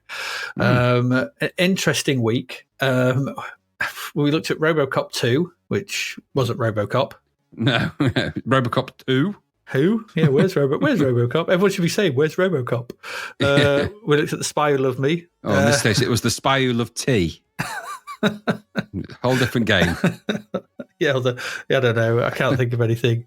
It's a pilot moved me to the toilet. Then we had. It's weird, isn't it? A lot of the games, 3 of the games this week have. What are they to do with the things that say Robocop 2's got nothing to do with Robocop? Spy Who Loved Me's got nothing to do with Spy Who Loved Me. Emlyn Hughes' arcade quiz has got nothing to do with Emlyn Hughes. Emlyn Hughes, it's very true. There's no chips in Chips Challenge. True, there's microchips, I suppose. Microchips, but there's no. I want chips. Chips. And there's no. I suppose there's no breeding dragons. What's going on this week? Bloody liars. Thieves, liars. But no, the pick of the week has been the last 2 for me, Dragon Breed and Chips Challenge. Miles. Different, very different games, but I found them both equally as enjoyable. Worth a look. Both those 2. There we go. What have we got coming up next week? We round off January next week. Just 4 more games. We have Narc. Ooh, okay. Amazing Spider-Man. Okay. Again, I don't think that's going to be amazing. No, or feature Spider-Man. It probably doesn't. It's like Spider Who? Yeah, it'd be the exact same. It's the Robocop game with Spider-Man in it. Like, hey. And then we've got Days of Thunder. Oh, no. I think I'm going to wear out turning left on my joystick. And Magic Land Dizzy. Okay. Dizzy's back in normal mode, I think, isn't he? Is that a normal Dizzy mode after fast food and quick snacks? Yeah, I think it's an actual Dizzy game, yeah. Yeah. So that's it. That's coming up, and we'll see what else is going on. If you want to support the podcast, thanks for listening. You can do that. You can do that by going to our Patreon at patreon.com/Zapped to the Past and sign up there. That's really cool. A cheap price in the today's world. And so that really helps us out with costs and everything like that. And you get early episodes, ad-free episodes, chance to chip in on Ask the Podcast and end of year stuff and anything else we think of to include our patrons with, and just generally have a good laugh on the Discord, which is always good fun. Always good. Buy us a Ko-fi on ko-fi/Zapped to the Past if you want to do that. That's always nice as well. Interact with us on Facebook and Twitter and all those, or X, and Blue Sky and all the others. Threads and Instagram. I think we're all over them as well. I'm just going to give another shout out to the other podcasts I'm doing still. If you are interested in the design of games, then that's called Games Every Designer Should Play. And that's me and a couple of other sort of people from work. And we're going through them. We've got only got 5 episodes out at the moment. Covered Portal, BioShock, Cocoon, Inscription, and Thank Goodness You're Here. And Graham, I do believe, by the way, that you should go play Thank Goodness You're Here. I may have said that last time, but you should go play it. So I don't have time to play any other games than what we play for this podcast. Just put Thank Goodness You're Here into YouTube. Just watch the opening. Because it's just very funny. It's Tiny Tom's Tiny Pies. Okay. Right. And it's just very funny. And Big Baz's Buttery Nubs. Right. It's very northern. It's very funny. So if you want to go do that, we're going to be recording. I think our next game is going to be Vampire Survivors. So we'll be talking about that and what designers can take away from that. So please, if you want to support me for that as well, that would be much appreciated. Don't know. Have you got anything else to add? No, I think that's it. Got anything you wanna plug? No. I mean, I listened regularly to a podcast that's diversified. There was a podcast I liked called Nostalgia Goggles, which shout out to the guys that do that. It's very funny. But they do one called Safety Goggles, which is little short investigations into answering questions, the burning questions we all know, like what happens if you fall in lava And why does wool keep you hot and cold? And one of the guys on the podcast I think he's a chemist, but not necessarily a physicist or a biologist. Yeah, it does. Yeah, weirdly does. And there's an explanation for all of these things. And say 25 minutes long, but you learn stuff. I didn't know that there was a difference, for example, between absorption and adsorption. Two different things. But there you go. Now I know. I've never heard of adsorption. What's adsorption? Well, without going into the complicated, just go and listen to the podcast. I've never heard of that word. Yeah, it exists. Go and check out the podcast. It's called Safety Goggles, from the people that bring you nostalgia goggles. Go and check it out, because it is very, very good and very informative. Yeah. If we're on a learning tip, then I could also say go watch the most recent Brian Cox documentary on BBC, Solar System. It's just brilliant. It's brilliant. I've learned so much about the solar system. Like, yep. I'd never heard of the Oort cloud. I kind of had heard of the Oort cloud, but then to realise that it was out there, we can't see it, but we know it's there, and it's this massive dome that surrounds us, and it's just there with millions and billions of planets or something. I never knew that Pluto was twinned with Charon. Who knew? Yes. Yeah, lots of the twin planets out there. And by the way, they've also got a really good book out. I think it came out a year ago about black holes with Brian Cox, which is really, really good. So I'd recommend that as well. So there you go. And I think on that learned note, we should call this podcast to a close. So as ever, I have been Adrian Mills. And I have been Graham Raddings. And this has been a podcast which is not about Commodore 64. Who knows what this podcast was about? Because none of these games seem to be about what they're on about. Yeah, absolutely. So this was about the Commodore 65. Absolutely. This was the CBM 64. This is the Commodore bunging machine. The Commodore, yeah. Camel door.